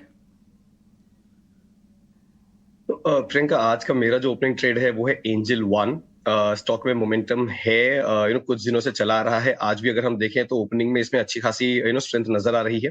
मेरे हिसाब से एंजल वन को आप यहाँ से लॉन्ग करके चल सकते हैं। थोड़ा सा पोजिशनल होल्ड करें तो आपको 2700 तक के लेवल्स भी दिखेंगे, बट अगर आप आज के हिसाब से ही लेना चाहें, नियर टर्म के हिसाब से लेना चाहें, तो 2475 और 2500 के दो लेवल्स हैं, इनको ध्यान में रख के चलें। जो स्टॉप लॉस रहेगा मेरा वो 2375 के पास रहेगा। So Angel One is the stock that I have on my radar today. ठीक है, सोनी, आपके रडार पर कौन सा स्टॉक है? ये मेरा ओपनिंग ट्रेड रहेगा इंडसइंड बैंक में। आप इसको छोटे स्टॉप लॉस के साथ खरीद सकते हैं। 1455 इसका टारगेट रहेगा, 1480 और पहला टारगेट, और दूसरा टारगेट रहेगा 1490। सब में दिखाना। ओके, ठीक है, तो सभी गेस्ट ने अपने ओपनिंग ट्रेड्स आपको दे दिए, आपने लिख भी लिए होंगे, नोट भी कर लिए होंगे। बाकायदा हमने ठप्पे लगा के बता दिया कि इसमें बाय क्या है, किसमें सेल क्या है। आज आप मेहमानों को देख पा रहे हैं ना, तो भले आपको मार्केट की स्क्रीन भी थोड़ी आपको अच्छे से दिख रही होगी। आज हम भले ही थोड़ा गैप डाउन किया, लेकिन आप देख पा रहे हैं आज सारे मेहमान अपने एथनिक वेयर के अंदर कितने जच रहे हैं। बहुत ही शानदार। कुछ आप तो आज बहुत ही स्मार्ट लग रहे हो, बहुत ही शानदार। और शिवांगी शारदा को देखिए क्या ज़बरदस्त आउटलुक आपका आ रहा है। ये मैंने जानबूझ के विंडो दिखाया क्योंकि ये विंडो रेयर मिलता है। साल में 2-4 ही तो मौके मिलते हैं बिजनेस जर्नलिस्ट को टाई और कोट हटा के, फॉर्मल्स को हटा के इस तरह के कपड़े डालने के लिए। तो इसलिए आप सबको फिर से नवरात्रि की बहुत बहुत शुभकामनाएं। कल खूब अच्छे से एंजॉय कीजिएगा। आज मेरे को लग रहा है कि मार्केट मौका दे देगा एंजॉय करने के लिए भी। और अविनाश सर का तो कुर्ता भी मेरे साथ मैच कर रहा है। मैं दूसरी तीसरी बार बता रहा हूँ, बस अविनाश सर मेरी और आपकी बुद्धि एक, आपके वाले बुद्धि जैसे मेरी बुद्धि भी हो जाए, बस फिर काम बन जाएगा, फिर मेरा भी उद्धार हो जाएगा। खैर, एनी हाउ, 2-4 शेयर और है मेरे पास लिस्ट में। बीबीटीसी ऑलरेडी अभिषेक ने आपको नोटिस करा दी। मेरे को लग रहा है फिर से सर्किट ही ना मार दे आज, क्योंकि वॉल्यूम वगैरह ठीक है इसमें। एक बार खुश चेक करेंगे बीबीटीसी को। बिल्कुल डिम्पी, इसमें अच्छा खासा मोमेंटम हमने फ्राइडे को देखा था। अब अगर आप देखें तो यहाँ पे आपको बहुत क्लियरली दिखेगा कि स्टॉक ऑलरेडी एक ओवरहीटिंग टेरिटरी के पास जा रहा है। तो अब इस मोमेंटम को चेज ना करें। दिस इज ओनली फॉर जो इन्वेस्टर या ट्रेडर्स जिनकी एग्जिस्टिंग पोजीशन हो, उनके लिए अब ये मोमेंटम राइड करने का समय है। नए वाले जो है वो थोड़ा सा वेट करें। 1375 1400 के आसपास के अगर आपको डिप मिलता है तब आप इसमें फ्रेश एंट्री लें, वरना एग्जिस्टिंग पोजीशन हो तो बिल्कुल राइड करके चलें। ये मोमेंटम है, अगर कंटिन्यू रहा यहाँ से तो डोंट बी सरप्राइज कि यहाँ पे भी आपको और 10 से 15% की अपसाइड देखने मिल सकती है। तो 1600-1625 के लेवल्स हैं इस मोमेंटम में जो आते हुए नजर आएंगे। ट्रेलिंग स्टॉप लॉस में कहूंगा जो मेरा रहेगा वो रहेगा 1425 के आसपास। But as I said, this is only for existing investors जिनके पास पोजिशन है। ओके, ठीक है। गुजरात की 2 बड़ी कंपनीज है, एक GSFC और एक GNFC। आपको ध्यान होगा 2-4 दिन पहले हमने GNFC के बारे में आपको बताया था और फिर रिपीट भी किया था कि GNFC जैसे शेयर्स को ना छोड़िएगा, ये आपको अच्छा मोमेंटम देंगे। मितेश जी, आप तो गुजरात से ही हैं, आप और अच्छे से जानते होंगे सारी चीज़ों को। एक बार जरा GNFC के बारे में चेक कीजिएगा। अगर आपको ये शेयर ठीक नहीं लग रहा तो इसी की रिप्लेसमेंट है GSFC, वो भी चेक कर लेना अगर आपको ये ठीक नहीं लगे तो। नहीं, डेफिनेटली GNFC जो है वो डेफिनेटली एक कंटेंडर है ब्रेकआउट का। और जो रिसेंट हाई हुआ है 677, तो उसके ऊपर अगर हमको वीकली क्लोज मिल जाता है डिम्पी जी, तो डेफिनेटली ये स्टॉक एक बड़ी री रेटिंग के लिए रेडी होगा। और उसके बाद का जो उसका टारगेट आता है वो 798 जो 19 अगस्त 2022 को लगाया था। तो बहुत ही बढ़िया स्टॉक आपने चुना है। आई थिंक 677 के ऊपर डेफिनेटली वीकली क्लोज देगा, तो मेरे हिसाब से करंट लेवल के ऊपर बाय किया जा सकता है। स्टॉप लॉस यहाँ पे रहेगा 596 का, थोड़ा लंबा स्टॉप लॉस इसलिए रहेगा क्योंकि टारगेट भी लंबा है। तो 598 के स्टॉप लॉस से लेना है, टारगेट रहेगा आपका 798 का। मितेश जी, तो आपको देख के, आपको सुन के हम थोड़ा बहुत सीख पा रहे हैं और काफ़ी समय से हैं स्क्रीन पे, तो थोड़ा आइडिया लग जाता है कि हाँ इस शेयर के साथ अगर गेस्ट से पूछ लिया जाए तो काम आ जाता है। ये इसमें आपका योगदान ज़्यादा है शेयर सिलेक्शंस में, हमारा कम है। बट एनी हाउ फिर भी मैं 8 पॉइंट इस समय निफ्टी के ऊपर देख पा रहा हूँ। आप अपनी स्क्रीन पे एक बार एडवांस डिक्लाइन दिखा देंगे, साथ ही वॉलेटिलिटी इंडेक्स विक्स भी दिखाइएगा। विक्स की ज़्यादा इंपॉर्टेंस नहीं है क्योंकि वो अब ब्रेकआउट भी नहीं कर रही, ब्रेकडाउन भी नहीं है, ये ज़्यादा इंपॉर्टेंट है जो आप अपनी स्क्रीन पर देख पा रहे हैं। आपको 2-4 दिनों के बाद दिख रहा होगा कि एडवांसेस फिर से 100 के पार दिख रहे हैं, नहीं तो टिपिकली एडवांसेस 100 के नीचे थे और डिक्लाइंस बढ़ रहे थे। और आप एनएससी और बीएससी का नंबर्स देख पा रहे होंगे, वहाँ पर आपको देखेंगे कि आप डिक्लाइंस अभी भी ज़्यादा हैं। तो आज बहुत दिनों बाद ये रिवर्सल मिल रहा है कि एफ&ओ वाला पार्ट ठीक है और एनएससी और बीएससी वाला पार्ट ख़राब है। इसलिए मैंने आपको ये नोटिस करवाने के लिए प्लेट स्क्रीन पे लेके आया। मेरा सब मानना है अगर ये बना रहता है ना, हालांकि ज़्यादा बड़ी प्रॉब्लम्स तो नहीं है, लेकिन बाजार चलेगा भी बहुत ज़्यादा नहीं, लेकिन आपको राहत दे देगा। जो बैक टू बैक गिर रहा था उससे राहत आपको मिल जाएगी, बस और कुछ नहीं। आगे बढ़ते हैं। एक शेयर आज आशीषा ने हमको दिया था, उनकी जो सेगमेंट होता है क्या खबर है, उसमें था मुरुदेश्वर सेरेमिक्स। सोनी, एक बार आप शेयर इसको ज़रा चेक करेंगे, मैं स्पेल कर देता हूँ आपके लिए, ढूंढना आसान हो जाएगा। MURUDES लिखना, अपने आप ही आ जाएगा आपके टर्मिनल पे वो शेयर। इस शेयर को जरा देख के बताइए, वीकली पे ब्रेकआउट है, ये 100 रुपये का हो जाएगा शेयर अगर चलने पे आया तो। जी डेफिनेटली डिम्पी जी, अगर मैं देखूं चार्ट्स पे तो ब्रेकआउट नजर आ रहा है। 58 है इस पे स्ट्रॉन्ग, तो आप इसको थोड़े डिप अगर आज आपको मिल रहा है अराउंड 62, आप इसको एंटर कर सकते हैं, अक्यूमुलेट कर सकते हैं विद स्टॉप लॉस ऑफ 58। और इसका जो पहला लक्ष्य रहेगा वो 72 का रहेगा। 72 के ऊपर सस्टेन करते ही मेरे ख्याल से ये 80 प्लस जाने के चांसेस है। पोजिशनली जैसे आपने कहा है 100 आएगा, बट वो थोड़ा लंबा पोजीशन हो जाएगा। सो ये जो मैंने आज आपको टारगेट्स दिए हैं वो नियर टर्म टारगेट्स है।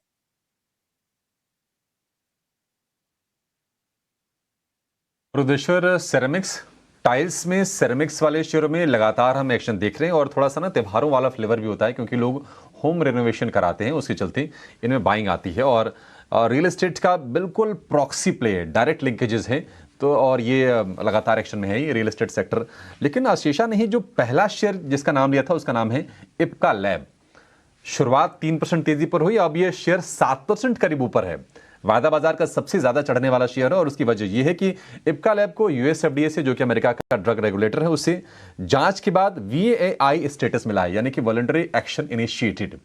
7.5% ऊपर, 1000 रुपए का आंकड़ा भी पार किया। अविनाश जी, आप बताइए ये डेवलपमेंट कितना अहम है कंपनी के लिए, इसके मायने क्या है और शेयर में अब यहां से किस तरह की चाल देखेंगे, क्योंकि लगातार 3 दिनों की फॉल थी और सारी की सारी रिकवरी एक झटके में आज ही हो गई है वो। अभिषेक, देखिए मुझे लग रहा है कि बहुत समय के बाद ये अपटिक आपको देखने को मिला है। आई थिंक स्टॉक में थोड़ी सी कमजोरी हमने तब से देखी थी जब इन्होंने यूनिकेम की टेक ओवर की थी, बट मेरे ख्याल से इस क्वार्टर के नंबर्स अच्छे आने की उम्मीद है। प्लस यूनिकेम के भी नंबर्स अगर अच्छे आते हैं तो मार्केट को डेफिनेटली एक अच्छा सेंटिमेंटल बूस्ट भी मिलेगा। ये जो यूएस एफडीए से अप्रूवल मिला है, ये मेरे ख्याल से एक बात का कॉन्फिडेंस है कि रेगुलेटरी पॉइंट ऑफ व्यू से सारा कुछ फैसिलिटीज जो इप्का चलाती है वो सब नॉर्मल है। तो मेरे ख्याल से आई थिंक नंबर्स आने के बाद आपको थोड़ी सी और तेजी देखने को मिलेगी, क्योंकि ऑब्वियसली पिछले 1-2 क्वार्टर्स थोड़े से चैलेंजिंग थे, लेकिन आने वाला जो क्वार्टर है सितंबर का प्लस जो सेकंड हाफ है, अगर यहाँ पे नंबर्स इंप्रूव होते हैं तो आपको इस लेवल से अच्छी खासी रिस्क रिवॉर्ड देखने की पॉसिबिलिटी रहेगी। कलेप्स पर अविनाश जी का ये व्यू।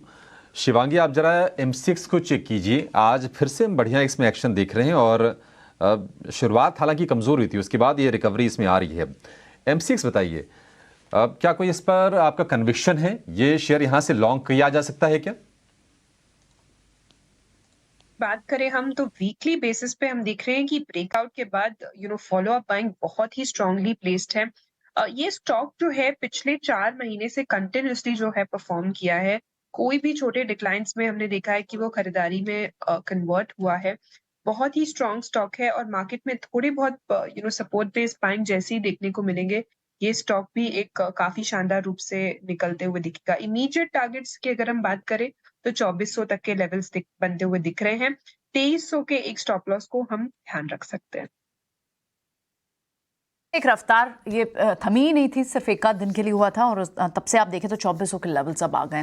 सोनी से भी कुछ ट्रेड्स डिस्कस करते हैं। सोनी, अच्छे शॉर्ट कवरिंग का बाउट एक बार के लिए दिख रहा था शायद कुछ केमिकल स्टॉक्स में, नवीन फ्लोरीन जैसे स्टॉक्स में, लेकिन वो फ्रिजल आउट हुआ है।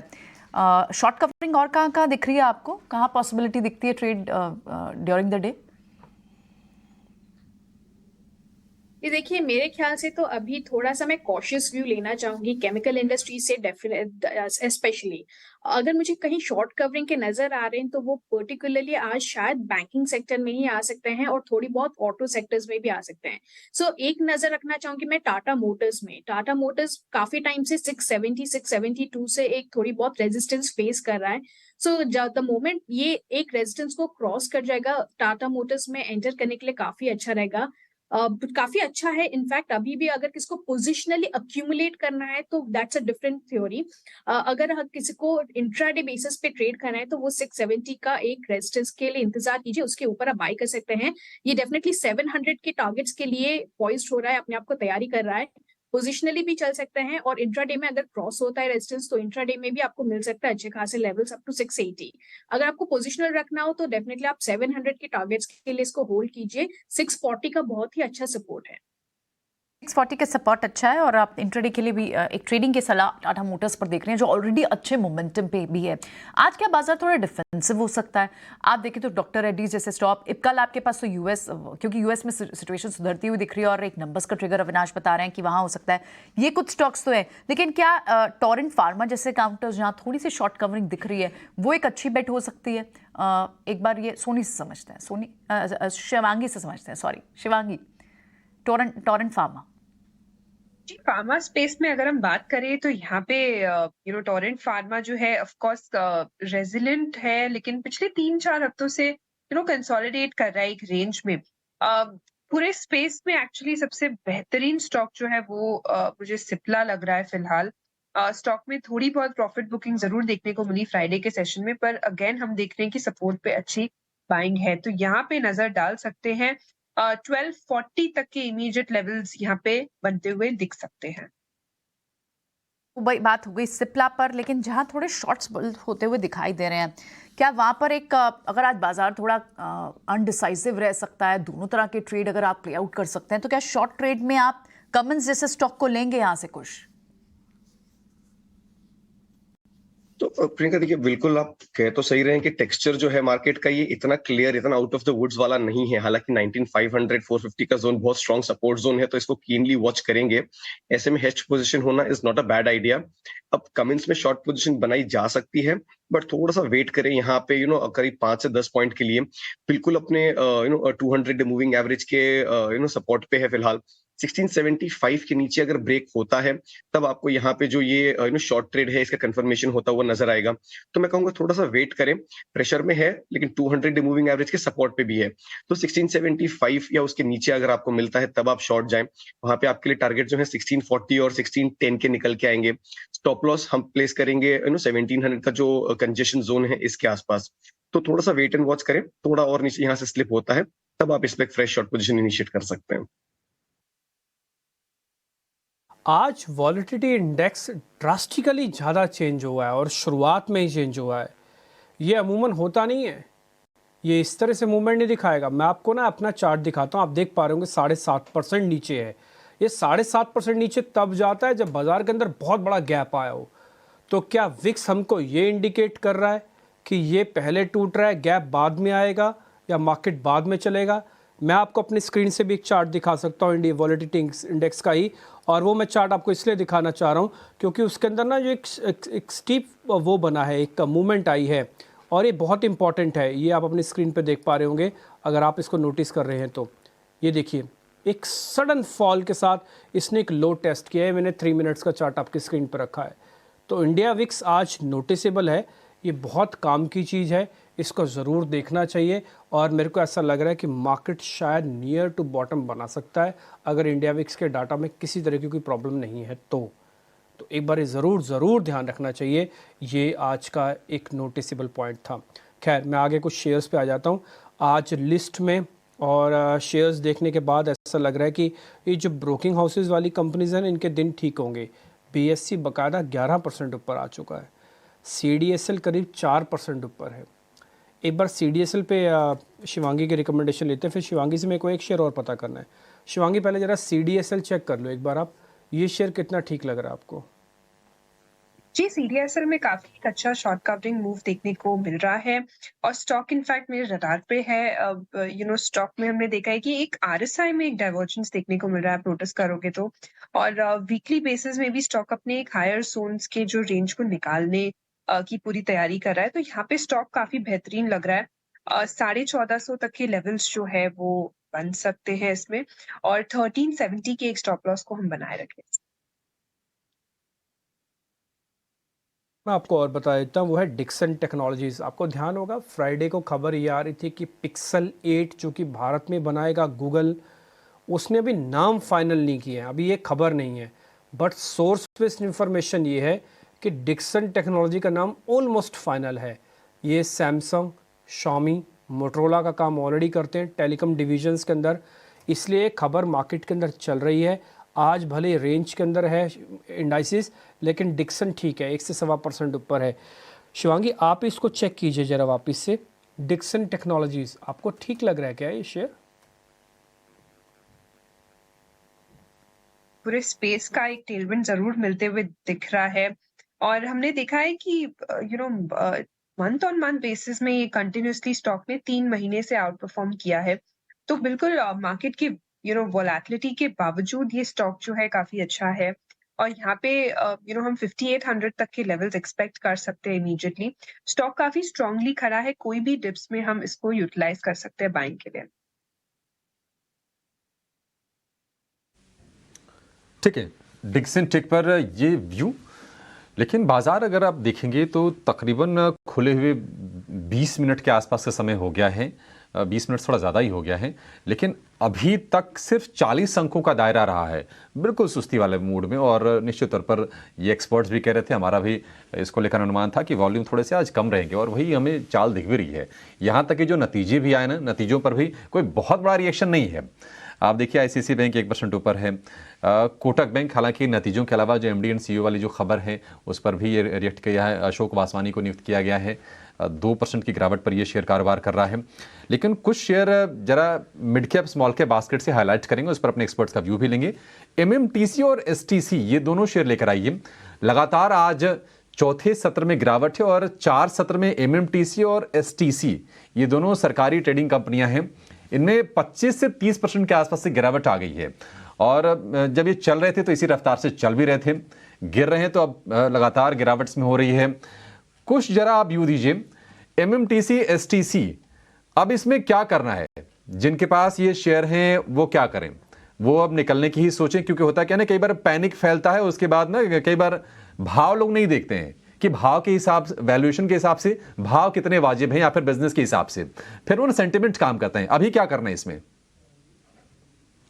तो अभिषेक यहाँ पे देखिए मेरा व्यू बड़ा क्लियर है। एग्जिट, मुझे याद है पिछले हफ्ते जब हम ये शो कर रहे थे तब भी हमने ये डिस्कस किया था कि MMTC जैसे स्टॉक हैं जो ऑलरेडी बहुत रनअप कर चुके हैं, तब भी मेरा व्यू यही था कि इनमें जो रनअप आता है ये बहुत शार्प आता है।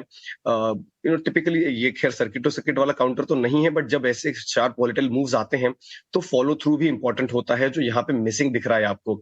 अब देखिए हो सकता है कि ये जो स्टॉक्स हैं ये आपके या जो व्यूअर्स हैं या जो ट्रेडर्स हैं उनके रेडार पे तब भी आए हों जब इनमें ऑलरेडी मूवमेंट आ चुका हो। तो हो सकता है कुछ लोगों के यहाँ पे लॉसेस भी हो रहे हों, but I would suggest it's not a bad idea to book your losses, कि सपोर्ट लेवल्स के भी करीब चल रहे हैं। जैसे एमएमटीसी में 56, 57 के जो जोन है इसके आसपास का सपोर्ट है, ये ब्रेक होता है तो स्टॉक यहाँ से और नीचे जा सकता है। तो this is also a case in point की मोमेंटम को अगर आप चेस कर रहे हो तो क्वांटिटी कम रखें और रिस्क मैनेजमेंट सिस्टम्स जो है उनको बिल्कुल टाइट रखें अपने। एमएमटीसी यहाँ से मेरी सलाह रहेगी कि आप एग्जिट कर जाए। एसटीसी पे भी सेम व्यू है, दोनों ही स्टॉक्स अपने कंजेशन और सपोर्ट जोन्स के पास में हैं, बट जिस तरीके का फॉल हम आते हुए देख रहे हैं, अगर इन सपोर्ट जोन्स को रिस्पेक्ट नहीं किया तो यहाँ से और नीचे के लेवल्स भी देखने मिल सकते हैं। एसटीसी में भी 120 का सपोर्ट जोन है जिसके बेहद करीब चल रहा है, तो अगर एक बार के लिए आप इसमें लॉस बुक करें तो आप उस कैपिटल को यूज कर सकते हैं किसी और स्टॉक में जिनमें पॉजिटिव मोमेंटम है, उनमें ट्रेड करने के लिए, इन्वेस्ट करने के लिए। दोनों में ही एग्जिट की सलाह रहेगी। ठीक है, एग्जिट की सलाह है एसटीसी और एमएमटीसी से। शिवांगी, आप जरा चेक कीजिए एलएनटी के शेयर को, क्योंकि हम देख रहे हैं कि 31 रुपये का लेवल इसने टच किया था, उसके ऊपर भी गया था और अब थोड़े से ना प्रेशर में आ रहा है। हालांकि एलएनटी को लेकर लोगों का व्यू यही है, तमाम एक्सपर्ट्स का, कि चूंकि इंफ्रा वाला प्ले है, इंडेक्स का भी एक ठीक ठाक कंट्रीब्यूटर एलएनटी का शेयर है, लेकिन आप ये बताइए कि ये क्या बाइंग वाले रेंज में आ गया है या फिर यहाँ से थोड़ी सी और नीचे अभी जाने की आशंका है शेयर की? इस स्टॉक की अगर हम चार्ट स्ट्रक्चर को देखें तो यहाँ पे हमने देखा है कि पिछले कई महीनों से स्टॉक जो है 50 एक्सपोनेंशियल मूविंग एवरेज को काफी अच्छी तरह से होल्ड किया है और पिछले 3-4 दिन से हम थोड़े बहुत प्रॉफिट बुकिंग जरूर देख रहे हैं हायर जोन्स पे, पर स्टॉक ओवरऑल अगर इन्वेस्टमेंट के तौर पे लिया हुआ है तो मेरी राय रहेगी कि हम बिल्कुल बने रहे, कोई प्रॉब्लम नहीं है। और बाइंग जोन्स की अगर हम बात करें तो यहाँ पे हम थोड़ा और वेट कर सकते हैं 2850 तक के लेवल्स के लिए, एक अच्छे 2950 के एक लेवल्स के लिए एक अच्छे रिस्क रिवॉर्ड पे हम इसको देख सकते हैं। ऑलराइट, तो ये तो बात हुई एलएनटी की, एक अच्छे रिस्क रिवॉर्ड पे आप देख रही हैं। शुक्रिया शिवांगी आज समय देने के लिए और ये सारे स्टॉक्स हमारे साथ डिस्कस करने के लिए बहुत बहुत शुक्रिया आपका। अब बढ़ते हैं आगे और कुछ अर्निंग्स के बाद मैनेजमेंट का टेक लेना भी जरूरी है। एलएनटी फाइनेंस होल्डिंग के नंबर्स आए और Q2 नंबर्स पर बात करने के लिए हमारे साथ कंपनी के एमडी एंड सीईओ दीनानाथ दुबाशी जुड़े हुए हैं। आइए उनसे बात करते हैं। वेलकम मिस्टर दीनानाथ, बहुत बहुत स्वागत है आपका ईटी नाउ स्वदेश पर। हमने जो देखा, जो 2026 तक के जो टारगेट के गोल्स थे वो क्लियरली आउटलाइन कर रहे थे कि रिटेल ग्रोथ जो है वो कम से कम 25% प्लस की CAGR हो और आपके फर्स्ट क्वार्टर्स 2 क्वार्टर्स में हमने वो ग्रोथ को सरपास होते हुए देखा। इनफैक्ट 30% रही है, पहले क्वार्टर में 34%, क्वार्टर 2 में 33%। क्या आप एक बार अपनी जो टारगेट्स हैं, ये जो गाइडेंस दिया नियर टर्म में ग्रोथ के, जो आप जो एक विजन लेकर चल रहे हैं, क्या उसे रिवाइज करना चाहेंगे? टारगेट से बेटर करना ये तो बहुत अच्छी बात होती है, राइट? सो हम देखें तो लक्ष्य का ये एक ही टारगेट नहीं था, 4 टारगेट्स थे और हर टारगेट में एक्चुअल परफॉर्मेंस लक्ष्य से काफी आगे। पहला टारगेट था रिटेलाइजेशन, जो 80% बाय 2026 का टारगेट था, हम ऑलरेडी वहां 88% पे है। दूसरा टारगेट जैसे आपने बोला 25% कैगर का था। लास्ट ईयर हमारी ग्रोथ 35% थी और this year as you rightly said 30 and 31 around more than 30% growth is what we have maintained. दूसरा टारगेट था एसेट क्वालिटी का, जो net stage 3 less than 1% is the target and we have already reached 0.67 on retail. तीसरा target था ROA का, जो retail ROA 2.8 to 3% का target था, हम ऑलरेडी 3.32 पे पहुंच गए। हमारी कोशिश यही रहेगी कि ईच वन ऑफ दिस, जो हर चीज है, जो हम टारगेट से आगे काम करते रहे, टारगेट से बेटर काम करते रहे। स्पेसिफिक ग्रोथ की बात करें तो मैं इसे शॉर्ट टर्म टारगेट्स की नेक्स्ट क्वार्टर क्या रहेगा, उसके बाद भी क्या रहेगा, उसकी बात शायद नहीं करना चाहता, बट इम्पोर्टेंट ये है कि ये ग्रोथ बरकरार रखने के लिए not only for 1 quarter, 2 quarters, but over the next 5, 6, 7 years, हम बहुत सारी चीजों पे काम कर रहे हैं। पहली चीज तो ये है कि हम कस्टमर फनेल जो हमारा है वो एक्सपांड कर रहे हैं। ऑलरेडी 2 करोड़ कस्टमर बेस है हमारा, फिर उसको यूज कैसे करें, उसको फार्म कैसे करें, उधर रिपीट लेंडिंग कैसे करें, यहाँ ज्यादा सोच रहे हैं। फिर बेटर अंडरराइटिंग कैसे करें, ये सोच रहे हैं। बेस्ट डिजिटल इंफ्रास्ट्रक्चर कैसा हो, ये सोच रहे हैं, ये पे काम कर रहे हैं। फोर्थ इज हमारी ब्रांड ज्यादा स्ट्रॉन्ग कैसे बने, इस पे काम कर रहे हैं। और फिफ्थ, हमारी बैंडविड्थ, हमारे मैन पावर, टैलेंट बेटर कैसे बने उस पे काम कर रहे हैं। ये पांचों चीज ऑलरेडी बहुत काम हुआ है और अभी जो आगे हो रहा है वो मैं और सुदीप्ता जी जो मेरे सक्सेसर रहेंगे, हम ये ऑलरेडी स्पीयर हेड कर रहे हैं और इससे ये ग्रोथ लॉन्ग टर्म के लिए बरकरार रहेगी, ये हम कॉन्फिडेंट हैं। और एट द सेम टाइम ये सिर्फ ग्रोथ नहीं होगी, ग्रोथ के साथ साथ क्रेडिट कॉस्ट कंटिन्यूअसली कम होते रहे। मिस्टर दुबासी, अब आगे चल के आपके ग्रोथ पे जो फोकस है वो किस सेगमेंट से आपको लग रहा है कि बहुत अच्छे से आ सकता है? फेस्टिवल सीजन भी है तो इसकी एक्सपेक्टेशंस को भी अपने आंसर में आप जोड़ के बताइएगा सर। जी, बहुत आप एक चीज हमारे रिजल्ट्स में देखना कि नॉर्मली Q2 जो होता है ना, वो कोई भी फाइनेंस कंपनी के लिए या बैंक के लिए नॉर्मली वर्स्ट क्वार्टर होता है in terms of disbursement, lowest quarter बोलते हैं। उस क्वार्टर में हमने बेस्ट एवर रिटेल डिसबर्समेंट किया हुआ है, बेस्ट एवर हमारी हिस्ट्री में 13,500 करोड़। ये क्यों हुआ? ये इसके लिए हुआ कि हम जो हमारी फार्मिंग स्ट्रेटेजी जो है, न्यू कस्टमर्स तो हम एक्वायर कर ही रहे हैं, लेकिन जो हमने हमारी अपसेलिंग और क्रॉस सेलिंग स्ट्रेटेजी अच्छे से रंग ला रही है। अभी 38% ऑफ आवर टोटल डिसबर्समेंट हमारे एग्जिस्टिंग कस्टमर्स को है। इससे हमारा एक्विजिशन कॉस्ट कम होता है, क्रेडिट कॉस्ट कम होता है और मोस्ट इंपॉर्टेंटली सीजनलिटी कम हो जाती है। अब ये तो अच्छा काम कर ही रहा है ऑलरेडी। उसके ऊपर Diwali season, Dussehra season, Puja season will be सोने पे सुहागा।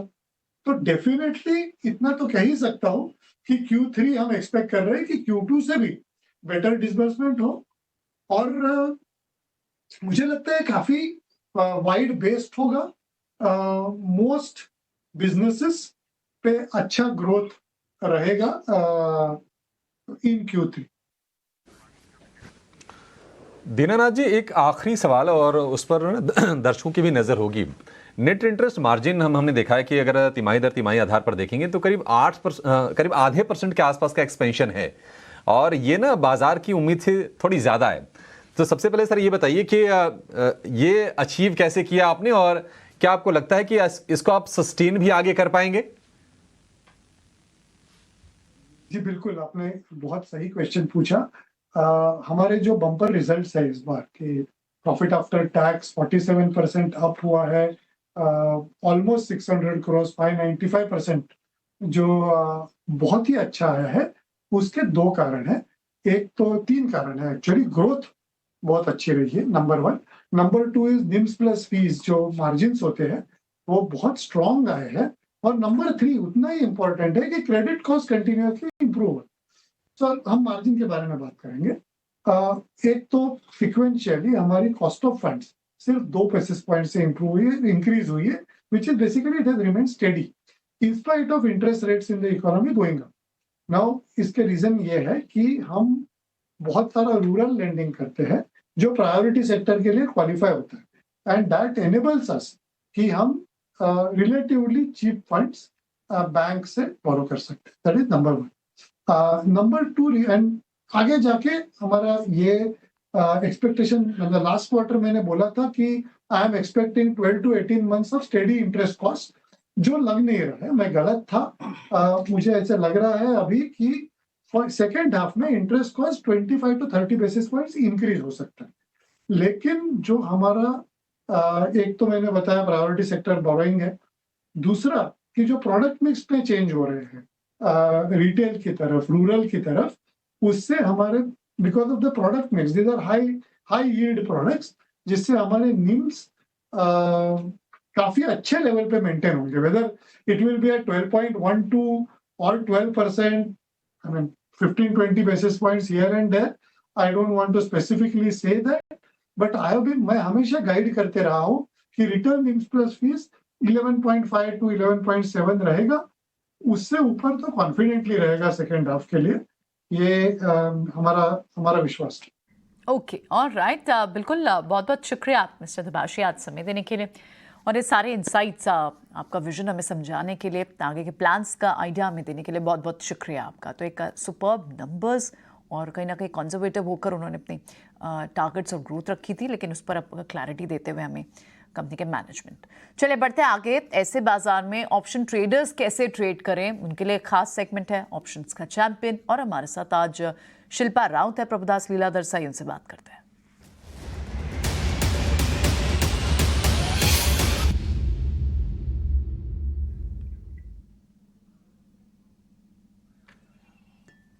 गुड मॉर्निंग शिल्पा, बताएं, बहुत बहुत स्वागत है आपका। बताएं आज का ऑप्शंस का ट्रेड क्या है?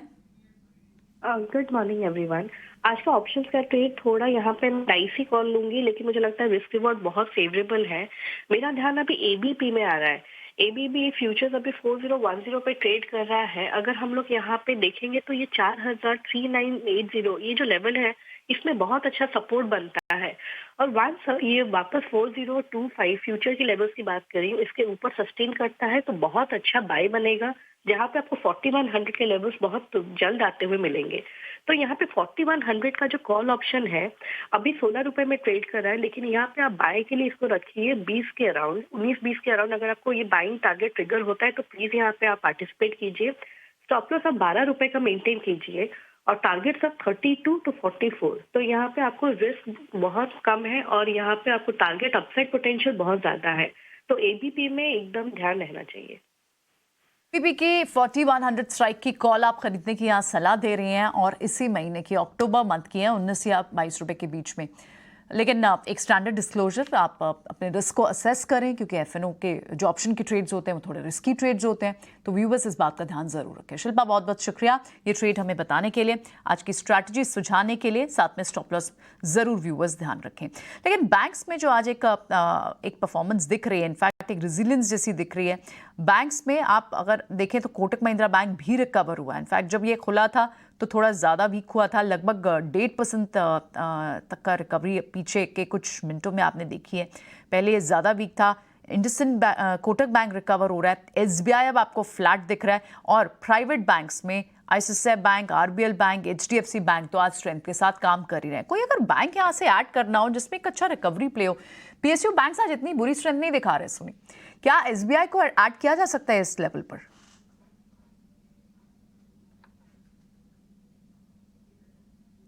होल्ड भी कर रहा है, और अभी अच्छी बात यह है कि पूरे बैंकिंग सेक्टर में ऑल अराउंड एक रिकवरी देखने को यहाँ पे अभी हमको मिल रहा है, चाहे वो प्राइवेट बैंक हो, आईसीआईसीआई, एचडीएफसी, कोटक, या फिर हम लोग आरबीएल जैसे बैंक्स की भी अगर बात करेंगे, छोटे बैंक जहाँ पे भी अच्छा खासा रिकवरी आ रहा है। तो यहाँ पे मुझे लगता है आरबीएल बैंक पे आप ध्यान दे सकते हैं।